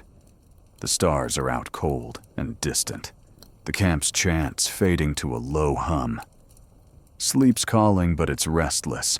The leper camp's faces haunt you, a reminder of what's at stake. You close your eyes, hoping tomorrow brings a chance to help, or at least a moment to honor the forgotten. You're still caught in the relentless grind of the First Crusade. Jerusalem's walls, now a tantalizing shadow just beyond the next hill. It's June 10, 999, and the Crusader armies camped on a dusty ridge, the holy city's spires almost within reach. But you're not storming gates, yet you're grappling with the disorienting reality of navigating foreign lands. The Levant is a maze of alien tongues, unfamiliar customs, and landscapes that defy your understanding. And you're a weary pilgrim, lost in a world where every step feels like a misstep. You're learning that the crusade isn't just a war, it's a plunge into the unknown, where survival means deciphering a land that speaks in riddles. The historical fact is clear. Crusaders, largely from Western Europe, were often bewildered by the Levant's diverse cultures and languages, with chroniclers like Fulcher of Chartres noting their struggles to communicate with locals and navigate unfamiliar terrain. You're feeling that now, trudging through a rocky valley, the air thick with strange scents, spices, dust, something sharp you can't name. Your task is to scout a path for a supply caravan, a job that sounds simple but feels like wandering blind. The local villagers speak Arabic, Armenian, or Greek, their words a jumble you can't untangle. You're gesturing wildly, pointing at your water skin, hoping for a well, but their shrugs leave you stranded. The landscape's no friendlier. The valley's a labyrinth of dry wadis and thorny scrub, nothing like the green fields of home. You're tripping over rocks, your boots worn thin, and the sun's glare makes every hill look the same. You're paired with a grizzled scout named Elias, who claims to know the land, but curses every time you hit a dead end. Marjorie, your washerwoman friend, is with you, her knife ready for, her eyes scanning for trouble. Thomas, your archer, is scouting ahead, his bow a small comfort. A quirky tidbits floating around some crusaders believe marking trees with crosses guides them back like holy breadcrumbs. You've tried it, but the trees are scarce, and your crosses look more like scratches. The language barrier's a nightmare. You're approaching a village hoping to barter for food, but the locals' rapid-fire speech leaves you grasping. You're holding up a coin, miming eating, but they shake their heads, their eyes wary. Elias tries Latin, then broken Greek, but it's no use. You're left with nothing but a handful of wilted herbs they toss you out of pity. The army's supposed to be God's chosen, but you're feeling like a beggar, lost in a land that doesn't want you. Historians still argue whether the Crusaders' ignorance of local languages doomed their alliances or forced them to adapt. You're betting doom, given the empty sack at your side. Joke number 1. You thought the crusade was about conquering Jerusalem, but it's really about conquering this conversation, and you're losing. The locals aren't all hostile, but trust is thin. You're passing a market stall, its owner offering dates for a steep price. You're bartering with gestures, finally trading a scrap of cloth for a handful. The dates are sweet, a rare joy. But the owner's glare follows you, and you're wondering if you've just made an enemy. Marjorie shares a date, her face softening, and Thomas jokes about bribing the next villager with his famous smile. You're laughing, but it's fleeting. The next village might not be so kind, and bandits are never far. You're learning to move cautiously. Your stick sharpened your eyes on every shadow. The customs are just as baffling. You're resting in a village square when a woman in a veil offers you tea, her hands quick and graceful. You're sipping it grateful when Elias hisses that refusing would have been an insult. You're trying to keep up bow here, don't point there, but every misstep risks trouble. A fringe rumor's spreading, some crusaders swear. Learning a local greeting, salam opens doors. You're practicing at stumbling over the word, but the locals' raised eyebrows tell you you're butchering it. You're starting to feel like that goose from the People's Crusade, waddling through a world you don't understand. The army's diversity doesn't help. You're surrounded by French Germans, Italians, each group squabbling in their own tongue. You're catching snippets, curses, prayers, arguments, but it's all noise. You're relying on Marjorie's sharp instincts and Thomas's quick wit to navigate the camp's chaos. You're at a fire, sharing a crust of bread, when a Greek merchant visits offering maps for coin. Elias haggles, but the merchant walks away, and you're left with nothing but a vague direction south. You're starting to resent the leaders, their grand plans useless when you're lost in this maze. You're whispering prayers not for Jerusalem, but for a guide who speaks your language. A close call shakes you. You're scouting a ridge when you stumble into a Bedouin camp, their tents blending with the sand. You're raising your hands, stammering salam, but their spears are up, their voices sharp. Marjorie steps forward, offering her water skin, and Thomas keeps his bow low, but ready. The Bedouins lower their weapons, gesturing you away, and you're scrambling back, your heart pounding. Elias curses your clumsiness, but Marjorie's steady hand on your arm keeps you grounded. Back at camp, you're quieter the encounter, a reminder of how alien this land is. You're clinging to Marjorie and Thomas, your only anchors in this sea of strangeness. The siege of Jerusalem looms, and the camp's buzzing with plans. But you're still lost, the foreign tongues and customs, a constant hurdle.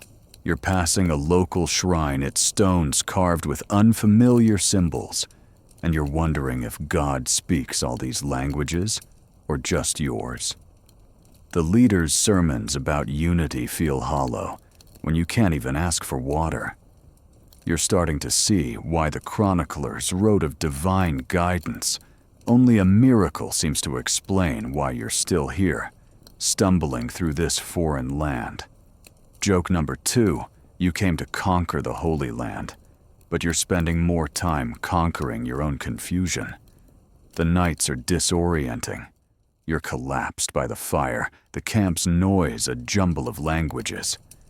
Marjorie's beside you, humming a tune from home, her voice a small comfort. Thomas is muttering about shooting the next merchant who overcharges. You're sharing a date, its sweetness grounding you, and you tell a story about that frog you didn't eat at Antioch. They laugh the sound a shield against the alien world around you. But the strangeness lingers a weight on your chest. You're holding Marjorie's cross, its wood worn smooth a faint anchor. You're thinking of that goose waddling off into nowhere, and you're not much better off lost in a land that feels like a puzzle with no solution. The march continues Jerusalem's walls closer, but no less daunting. You're scouting again, your eyes straining for landmarks, your tongue tripping over salam. Marjorie's teaching you a few words: water, bread, peace, but they feel fragile, like trying to hold sand. Thomas is joking about learning to haggle like a local, but his eyes are sharp, watching the hills. You're learning to move as a unit, your trust in them stronger than any map. The leader's promises of glory feel distant. Your fight's here against a world that speaks in riddles. Joke number 3, you wanted to be a crusader, but you're learning the real crusade is against this land's secrets, and they're tougher than any Turk. You collapse at dusk, the camp's fires flickering. Marjorie's beside you, offering a sip of water, her eyes steady. Thomas is sharpening his arrows, muttering about shooting the next language barrier. You're smiling, but it's thin.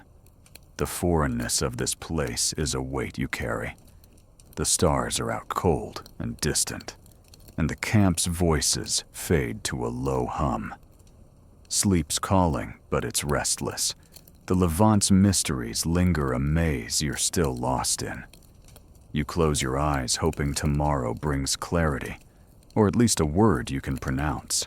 You're still swept up in the First Crusade Jerusalem's walls, now a looming silhouette against the dawn sky. It's July 1099, and the Crusader armies entrenched around the Holy City, the siege in full swing. But you're not wielding a sword or manning a siege tower. You're caught in the tragic tide of the Children's Crusade, a misguided wave of youthful zeal that swept through the camp's fringes. You've joined a group of naive youths, barely more than children, who believe their pure faith will win where armies falter. This isn't the glorious march you imagined. It's a doomed trek fueled by dreams and desperation, and you're learning that innocence is no shield in a world of swords and starvation. The historical fact, though, not part of the First Crusade, sets the stage. The Children's Crusade of 1212, a later event, but its spirit echoes here in this imagined scenario, saw thousands of youths march toward Jerusalem, inspired by visions, but doomed by logistics, with chroniclers like Alberic of Trois Fontaines noting their tragic end. Many starved, were enslaved, or perished. You're living a shadow of that, now caught up with a ragtag band of teenagers and younger kids, led by a fervent boy named Simon, who claims God's called him to liberate Jerusalem. You're older barely, but their wide-eyed hope pulls you in, and you're trudging through a dusty plain, your stick in hand, their songs faltering under the sun's glare. You're marching with the group, the camp's siege works fading behind you. Simon's at the front, his voice cracking as he preaches about angels guiding them.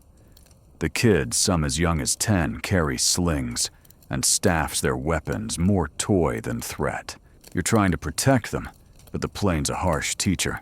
No water, no shade, just endless dust. Your water skin's half empty, and you're rationing sips, but the kids beg with parched lips. Marjorie, your washerwoman friend, stayed with the main army, warning you this was madness. Thomas, your archer, is trailing behind his bow, ready, but his face grim. He's here for you, not the dream. A quirky tidbits whispered among the kids. Some believe their bare feet bless the ground, making it holy. You're skeptical, but their blistered souls make you ache. The march is chaos. You're herding the group, shouting to keep them together, but they're scattering, chasing mirages, or picking fights over crumbs. A girl no older than 12 collapses, her face flushed with heat stroke. You're at her side, splashing water on her brow, but she's weak, and you're terrified she won't rise. Simon prays over her, his words fervent but hollow, and you're carrying her, your arms burning. The group's faith is fierce, but faith doesn't fill bellies or fend off bandits. Historians still argue whether the Children's Crusade was divine inspiration or mass delusion. You're betting delusion, given the desperation in Simon's eyes. Joke number 1. You thought the crusade was about storming Jerusalem, but it's really about storming through this dust with kids who think they're invincible. The dangers pile up fast. You're crossing a dry wadi when bandits strike their shadows darting from the hills. You're shouting, waving your stick as Thomas looses arrows drop in one. The kids scream, some running, others frozen. You're shielding the girl, now awake but frail, as Simon swings a sling, his stone missing wildly. The bandits grab a boy and flee, his cries echoing. You're shaking the loss, a knife in your gut, and Simon's chanting prayers, claiming God's testing them. You're furious, but silent anger won't bring the boy back. The group's smaller, now their songs quieter, and you're wondering how many more you'll lose. The plain's a graveyard of hope. You're passing bleached bones, animal or human. You don't want to know, and the kids' chatter fades. You're trying to keep their spirits up, sharing a story about that frog you didn't eat at Antioch, but only a few smile. A boy barely 11 asks if Jerusalem's really gold, and you're lying saying yes, because truth's too heavy.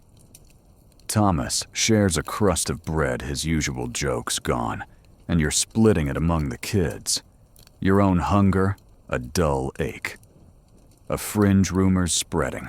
Some kids claim visions of St. Nicholas promising ships to carry them to Jerusalem. You're skeptical, but Simon's preaching it, and you're praying it's not another trap. The march grinds, on each step a battle.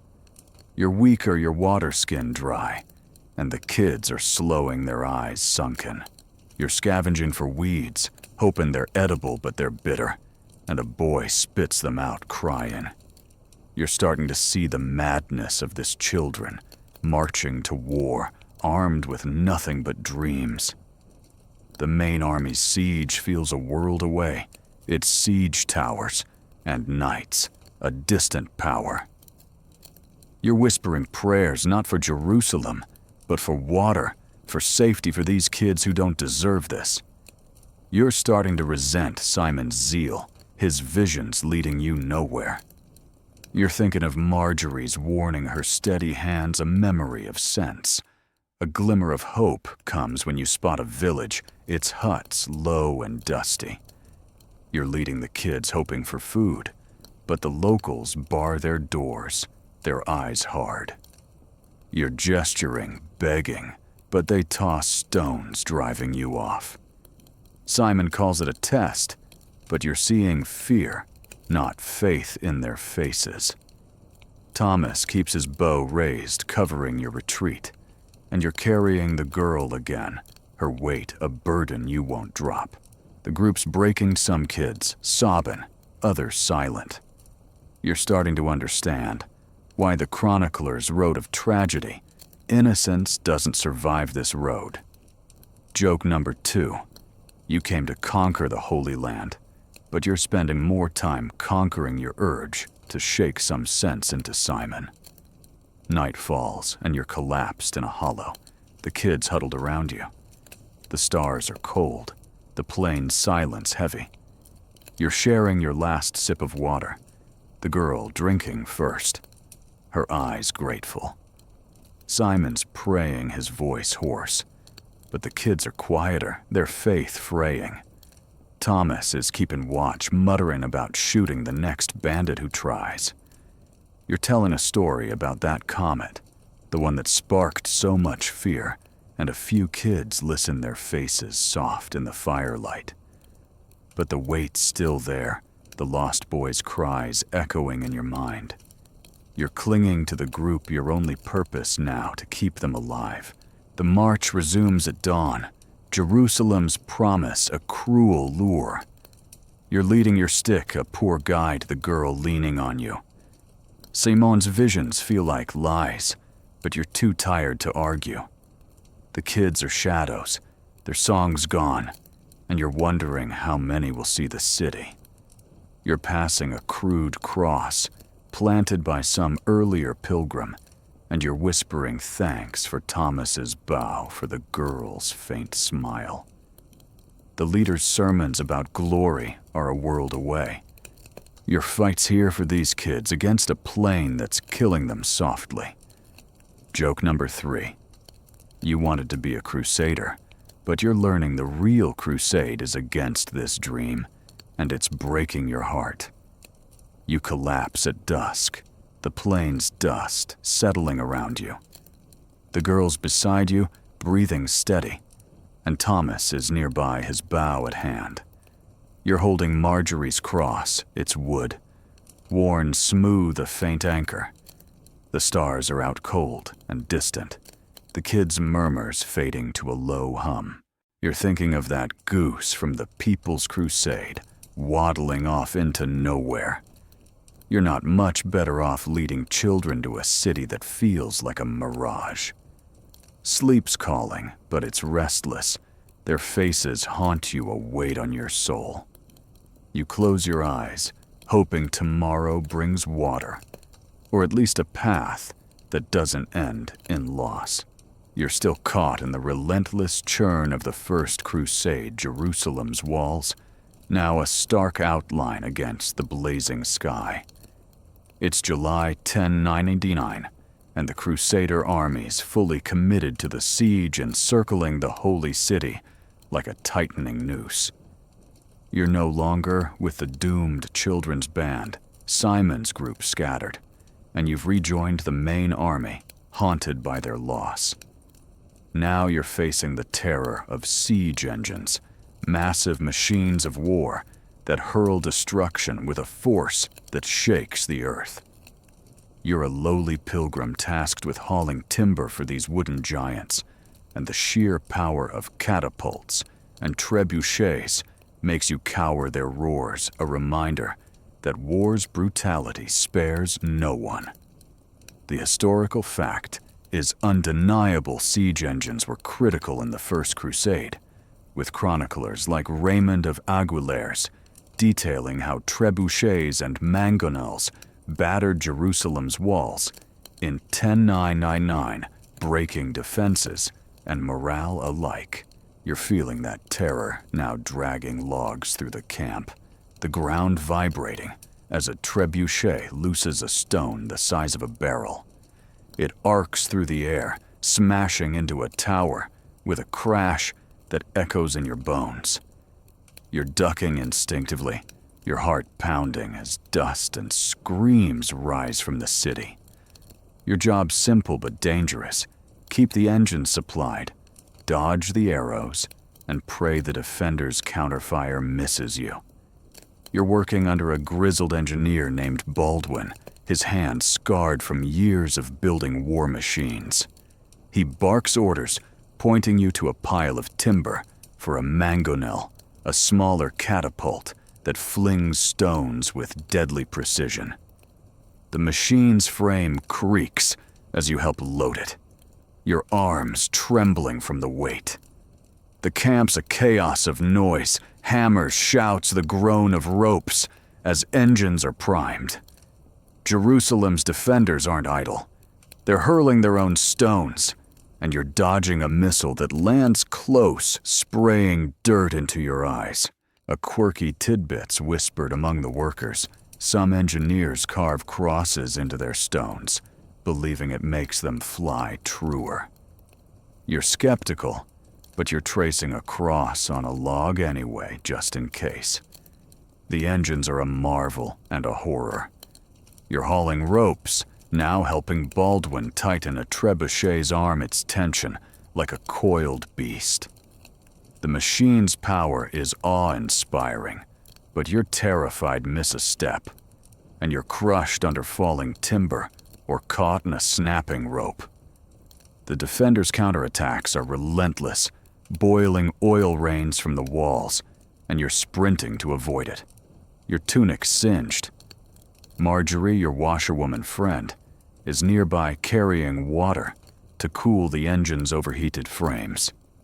Thomas, your archer, is covering you. His arrows aimed at the ramparts. Their presence keeps you grounded, but the engine's roars drown out hope. Joke number 1. You thought the crusade was about storming Jerusalem, but it's really about storming away from flying rocks. The camp's a tinderbox of fear and fervor. You're passing a group of pilgrims praying over a catapult, their voices rising as it hurls a stone. The leaders, Godfrey, Raymond, are pushing for a breakthrough, but the engines are slow, each shot a gamble. You're hearing tales of past sieges where machines collapsed or misfired, killing their own crews. Historians still argue whether siege engines were the Crusade's salvation or a costly obsession. You're betting obsession given the bodies piling up from stray shots. You're just trying to survive hauling timber and dodging death. Your hands blistered, your heart racing. The work's relentless. You're loading stones now, each one heavy enough to crush you if it slips. Baldwin's shouting about angles and tension, but you're too tired to care. You just want to finish without losing a limb. The defender's arrows are a constant threat, and you're crouching behind a wooden shield, its surface bristling with shafts. Marjorie's hauling water, her face set, and you're sharing a quick nod, a silent promise to watch out for each other. Thomas looses an arrow, his aim steady, and you're grateful for his bow, a small shield against the chaos. A fringe rumor's spreading. Some believe the engines are cursed, misfiring because of unconfessed sins. You're rolling your eyes, but you're whispering a prayer just in case. The siege's brutality is wearing you down. You're witnessing the engine's toll walls crumbling, but also lives as a mangonel's arm snaps, crushing a worker. You're frozen, the screams echoing as Baldwin drags the body away. The camp's alive with chants, pilgrims calling this God's wrath, but you're seeing only destruction. You're starting to question the Crusade's holiness, its promise of salvation, stained by the blood these machines spill. Marjorie's your anchor, her steady hands a reminder of resilience, and Thomas's bow is your shield, his presence a promise of protection. You're clinging to them, your only constants in this storm of stone and fire. A close call shakes you. You're hauling a boulder when a defender's catapult sends a stone crashing nearby. The ground, shaking shards, cutting your cheek. You're diving for cover, your breath ragged as Marjorie pulls you behind a cart. Thomas looses arrows, cursing the ramparts, and you're trembling the near miss a cold slap. Back at work, you're quieter. The engine's roars a constant threat. You're sharing a sip of Marjorie's water, the taste gritty, but grounding, and telling a story about that frog you didn't eat at Antioch. They laugh, the sound a frail shield against the siege's terror. You're starting to understand why the chroniclers wrote of divine power. The engines feel like gods, merciless and unstoppable. The siege grinds on the engines, pounding day and night. You're exhausted, your hands raw, your eyes stinging from dust. The leaders preach victory, but you're seeing only wreckage, crumbled walls, broken bodies. You're passing a chapel tent where pilgrims pray for the engines to hold, and you're whispering your own for strength to keep hauling. The camp's fervor feels hollow, its holy mission dwarfed by the machine's destruction. You're thinking of that goose from the People's Crusade, waddling off into nowhere. You're not much better off chasing Jerusalem while dodging stones that don't care about your faith. At night you collapse by the fire, the engine's creaks a grim lullaby. Marjorie's beside you, stitching a tear in your tunic, her needle flashing. Thomas is sharpening his arrows, muttering about shooting the next catapult that misfires. You're sharing a crust of bread, the mold scraped off a small act of defiance against the chaos. The camp's noise fades the chants and roars a low hum. You're holding Marjorie's cross, its wood, worn smooth a faint anchor. The stars are out cold and distant, and you're haunted by the engine's power, their destruction, a weight on your soul.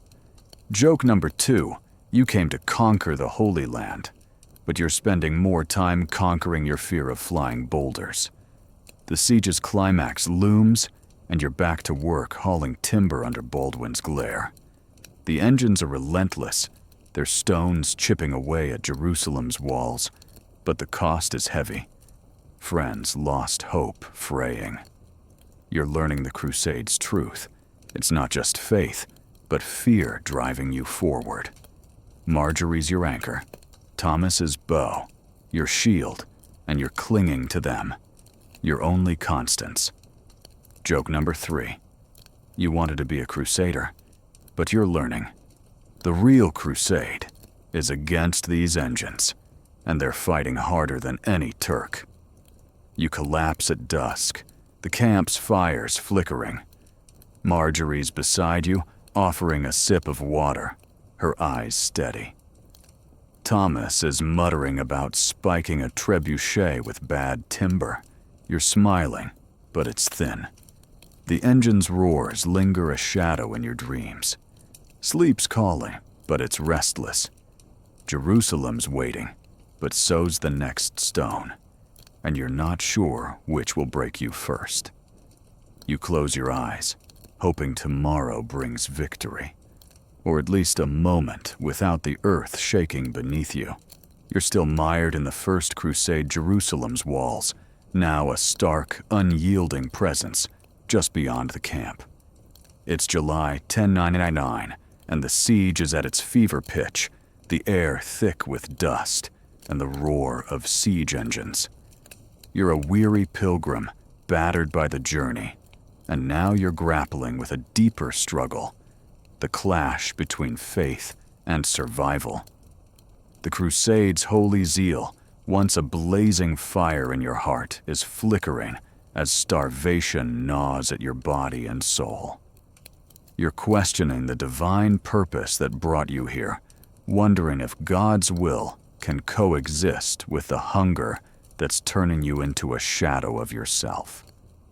This is the crusade at its rawest, where belief battles despair, and you're not sure which will win.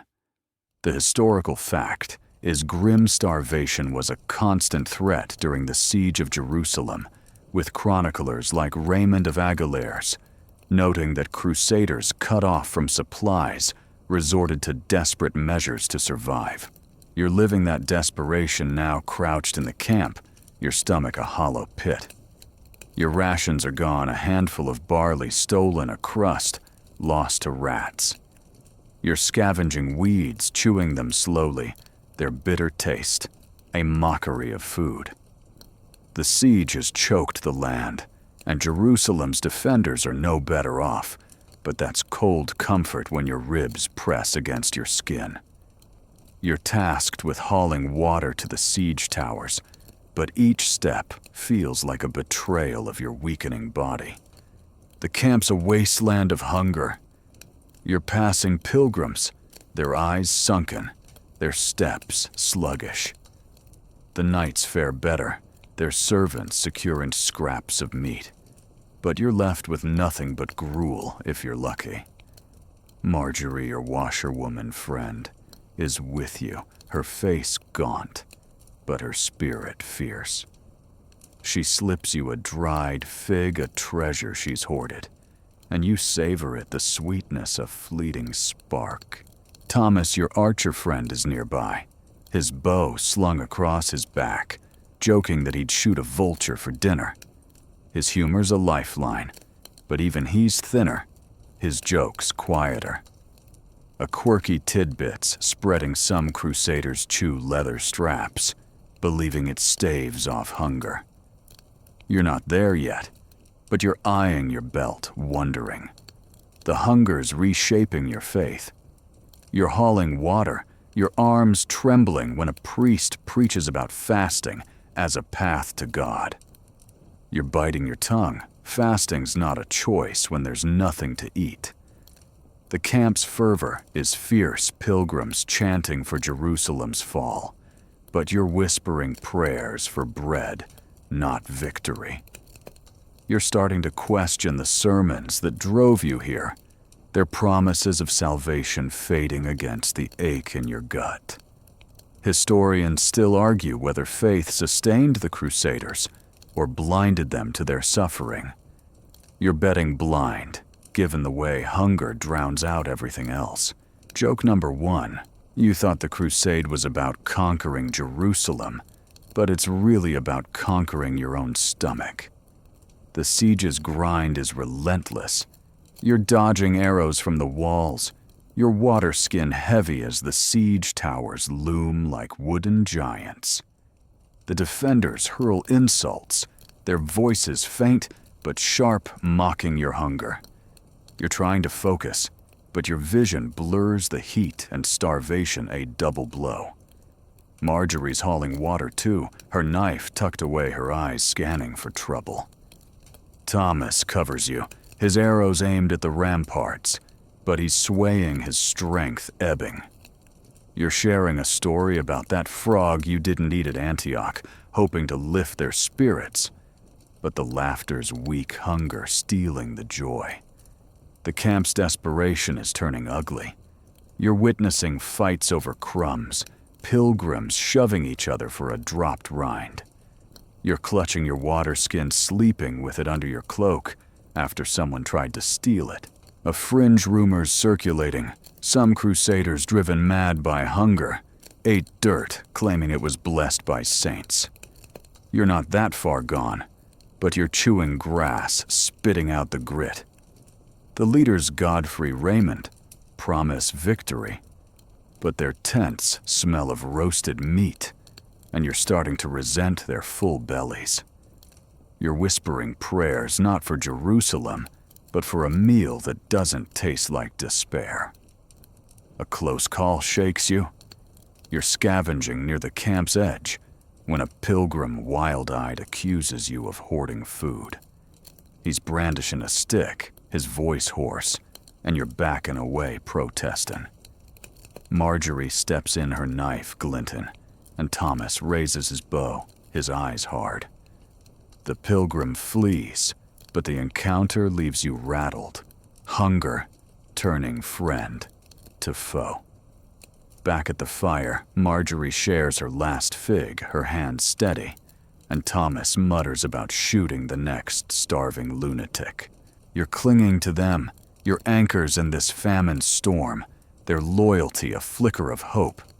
The siege's climax is near, and the camp's alive with chants, the engines pounding. You're hauling water.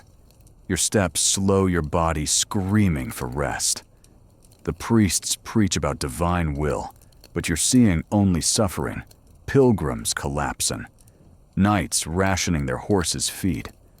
You're passing a chapel tent where a monk blesses the hungry, and you're joining in, but your prayers for strength, not glory. You're starting to see why the chroniclers wrote of miracles surviving. This feels like one, but it's a grim kind. The hunger's a weight heavier than any chainmail, and you're wondering if Jerusalem's worth this slow death. A small mercy comes when a supply cart arrives carrying lentils. It's not much, but you're helping distribute them, your hands shaking as you scoop a portion. The lentils are gritty, but you're boiling them, sharing the pot with Marjorie and Thomas. The warmth's a blessing, the taste almost good, and you're savoring each bite, ignoring the sand between your teeth. Thomas jokes about cooking vulture stew next, and Marjorie's laugh is a spark in the dark. But the lentils run out fast, and you're back to weeds tomorrow. You're learning to cherish these moments, knowing they're fleeting. Joke number 2, you came to conquer the Holy Land, but you're spending more time conquering this hunger, and it's fighting back. The siege grinds on the walls, unyielding. You're weaker, your steps faltering, but you're still hauling water, still surviving. The camp's faith is a double-edged sword, pushing you forward, but blinding you to the cost. You're thinking of that goose from the People's Crusade, waddling off into nowhere, and you're not much better off chasing a city while starvation stalks you. The leader's sermons feel like lies, their promises of salvation empty when your stomach's screaming. Marjorie's your anchor, her steady hands a reminder of resilience, and Thomas's bow is your shield, his presence a promise of loyalty. At night you collapse by the fire. The siege engine's roars a grim lullaby. Marjorie's beside you, stitching a tear in your tunic, her needle flashing. Thomas is sharpening his arrows, muttering about shooting the hunger itself. You're sharing a sip of water, the taste earthy but grounding, and you tell a story about that comet, the one that sparked so much fear. They smile, the sound a frail shield against the famine's grip.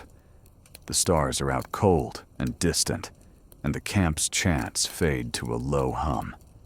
You're holding Marjorie's cross, its wood worn smooth of faint comfort. Joke number 3, you wanted to be a crusader, but you're learning the real crusade is against this starvation, and it's hungrier than you are. You close your eyes, the hunger a weight in your bones. Sleep's calling, but it's restless. Jerusalem's waiting, but so's the next empty day, and you're not sure which will break you first. You're hoping tomorrow brings food, or at least a moment to believe again. You've made it through the crucible of the First Crusade, and Jerusalem's walls are no longer a dream. They're a reality breached in July 1099 after a grueling siege. The Crusader army's taken the holy city, but victory's bitter, and you're not celebrating. You're a pilgrim, not a conqueror, and now you're facing the hardest leg of this journey, returning home, broken in body and spirit, with nothing but scars and an empty pouch to show for it. The road back is a gauntlet of its own, a mirror of the trials you've endured, hunger bandits, and a creeping doubt that this holy war was worth the cost. You're learning that survival doesn't end with Jerusalem's fall. It's just a new kind of struggle, one that tests your will to keep going. The historical fact is stark. Many crusaders who survived the First Crusade faced brutal journeys home with chroniclers like Fulcher of Chartres, noting that disease, poverty, and ambushes claimed countless lives on the return. You're living that now, limping along a dusty trail, your tunic ragged, your feet blistered. The armies scattered, some stayed to rule Jerusalem, others, like you, are heading back to Europe, penniless and weary. Your pack's light. You've got no coin, just a crust of bread. Marjorie slipped you before you parted. Thomas, your archer friend, is with you, his bow slung across his back, but his quiver's nearly empty, and his jokes are few. The Holy Land's behind you, but its weight clings like dust. The road's a merciless stretch. You're trudging through a barren plain, the sun scorching your water skin dry. Bandits are a constant threat. Remember those thieves who struck your supply cart. They're bolder now, preying on stragglers. You're clutching a sharpened stick, your only defense, and Thomas keeps his bow ready, his eyes scanning the hills. The landscape's a blur of rocks and thorns, every shadow a potential trap. A quirky tidbits whispered among the returning pilgrims. Some believe tying a pebble from Jerusalem to your belt brings safe passage.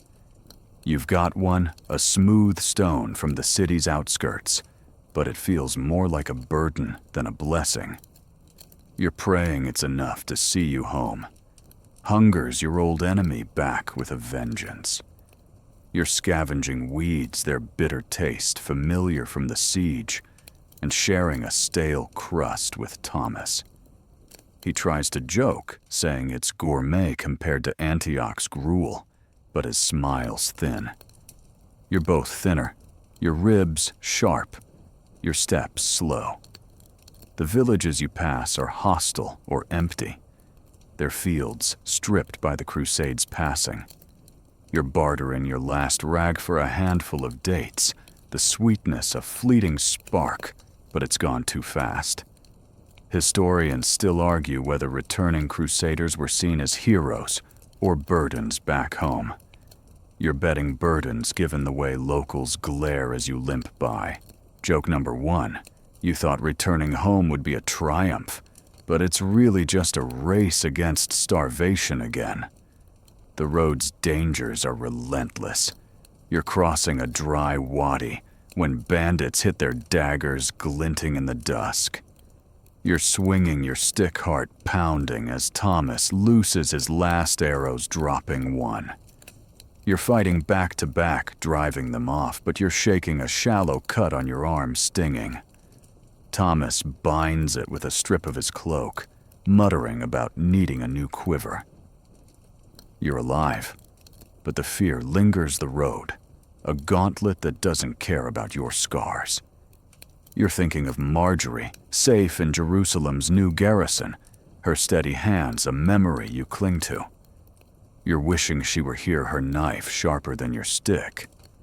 Disease is another shadow. You're dodging coughs from fellow pilgrims, their faces pale, their eyes sunken. The dysentery that haunted Antioch's camp is back, and you're boiling water when you can, but firewood's scarce. A pilgrim you shared a fire with last night is gone, his body left by the road, and you're whispering prayers, clutching Marjorie's wooden cross. A fringe rumor's spreading, some believe drinking water, touched by a Jerusalem stone, cures fever.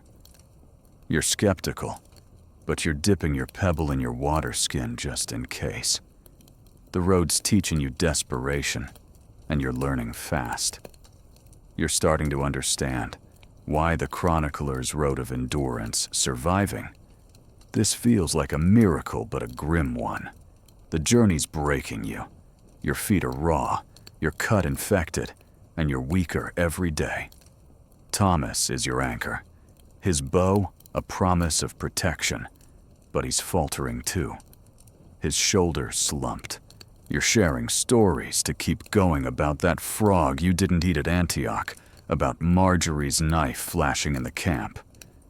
He laughs, but it's hoarse, and you're both quieter, the road's weight pressing down. The pilgrims around you are a ragged band, some muttering about visions of home, others silent, their hope drained. You're passing a broken cart, its owner gone, and you're wondering if you'll end up the same, another ghost on this trail. A small mercy comes when you reach a village willing to trade.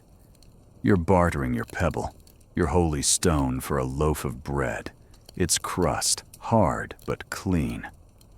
You're splitting it with Thomas, savoring each bite, the taste grounding you. He jokes about opening a bakery when you get home, and you're smiling, the first real one in days.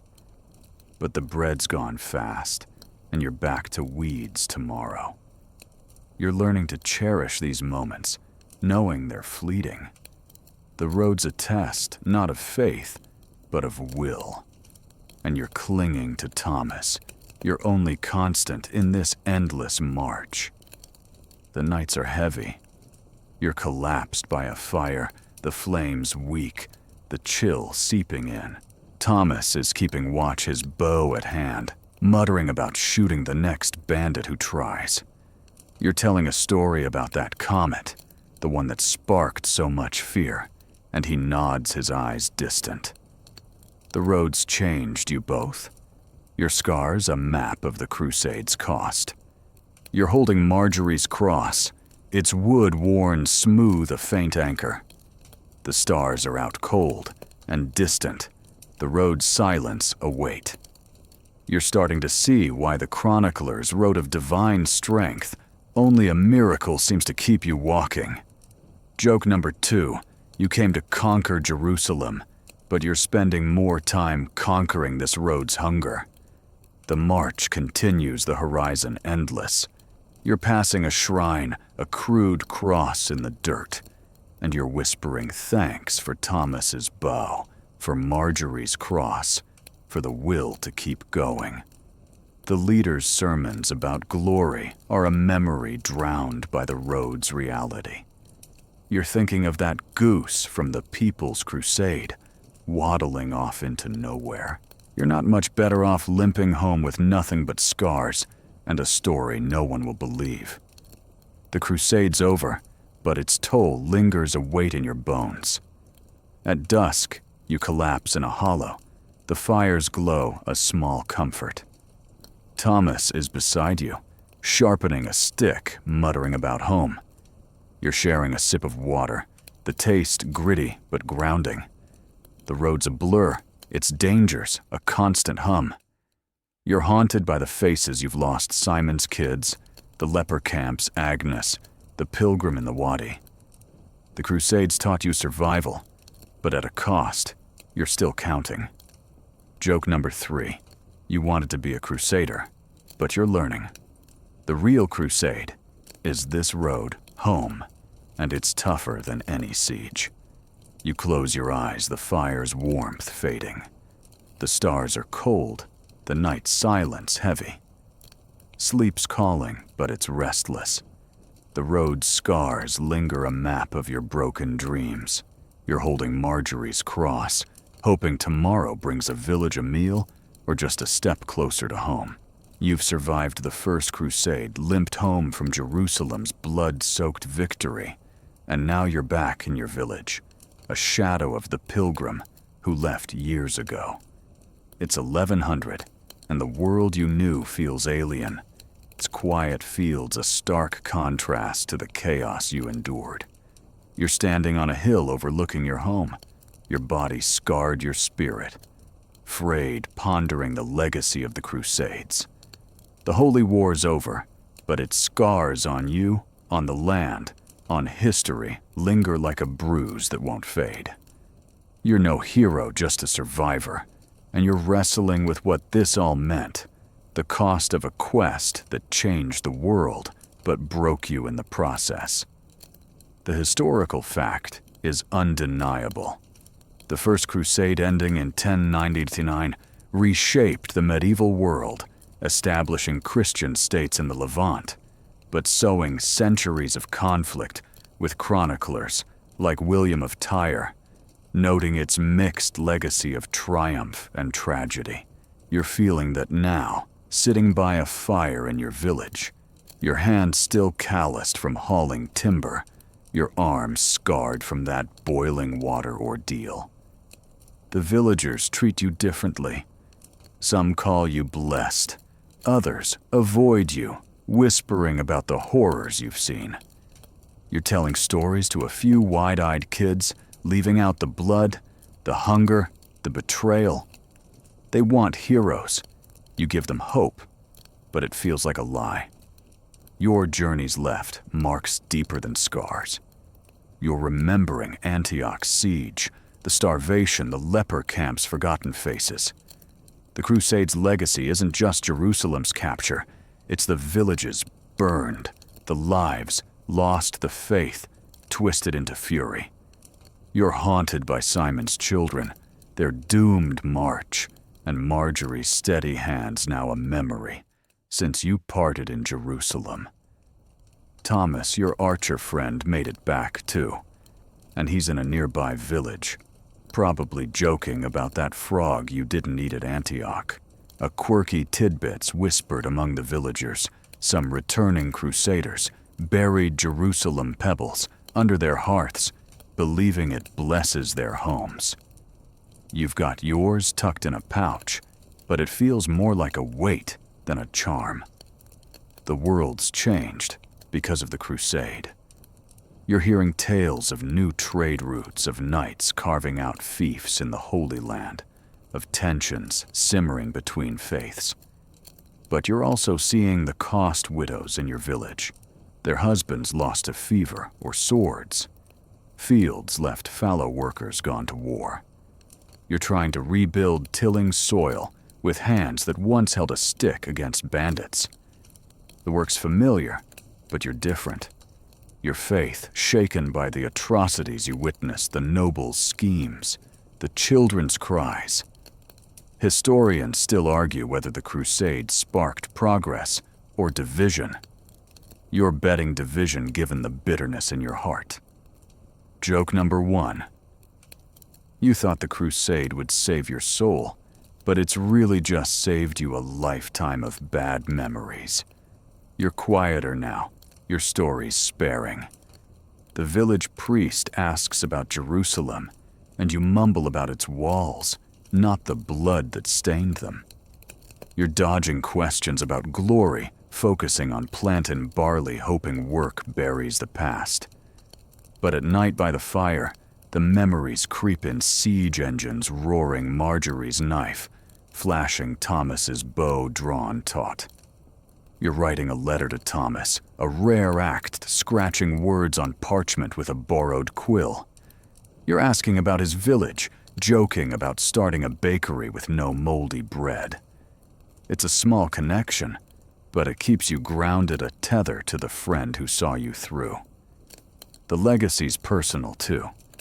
You're noticing how the Crusades shaped you warier, tougher, but also softer, cherishing small kindnesses like Marjorie's figs, Thomas's jokes.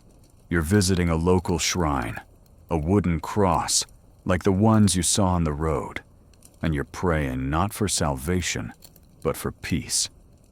The villagers whisper about relics brought back, but your relic's Marjorie's cross. Its wood worn smooth, a reminder of resilience. A fringe rumor's spreading. Some crusaders claim Jerusalem's light healed their wounds.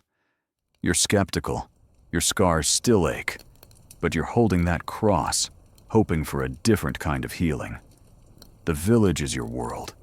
Now, its rhythms, a slow balm. You're helping a neighbor mend a fence, your hand steady despite the memories. The work's hard, but it's honest. Unlike the nobles' games you dodged in the camp.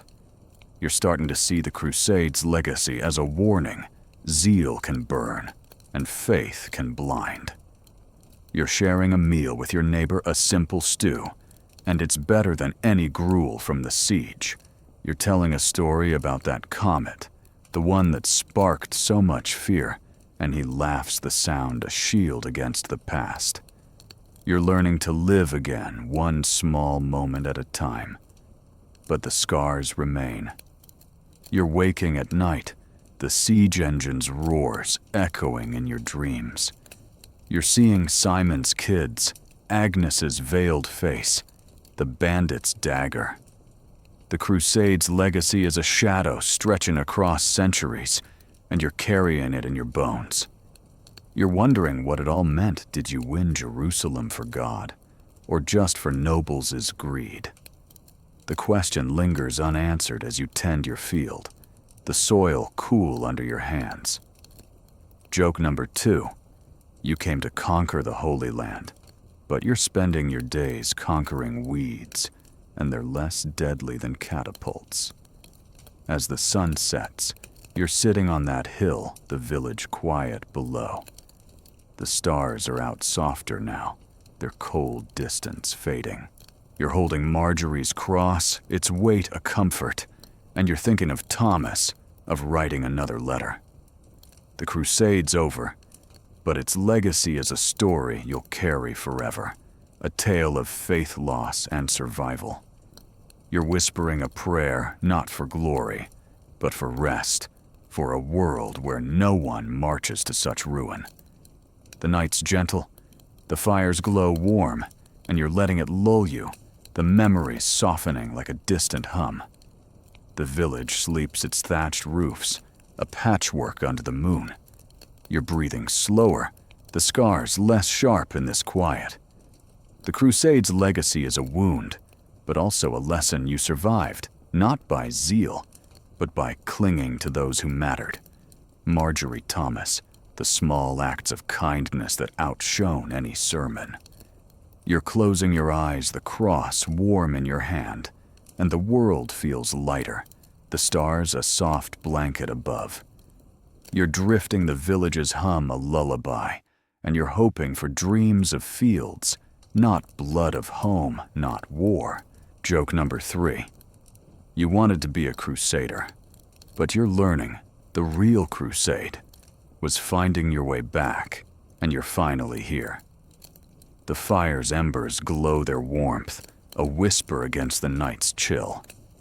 You're letting go the Crusade's weight, easing its legacy, a story you'll tell sparingly to those who'll listen. The village is your haven, now it's quiet, a balm for your soul. You're breathing deep, the air clean, the memories fading to a gentle hum. The stars are kind tonight, their light soft, and you're slipping into sleep, Marjorie's cross, a steady anchor. The world still the night's embrace, gentle, and you're resting finally in a peace you've earned. Sweet dreams, weary pilgrim, you've made it home.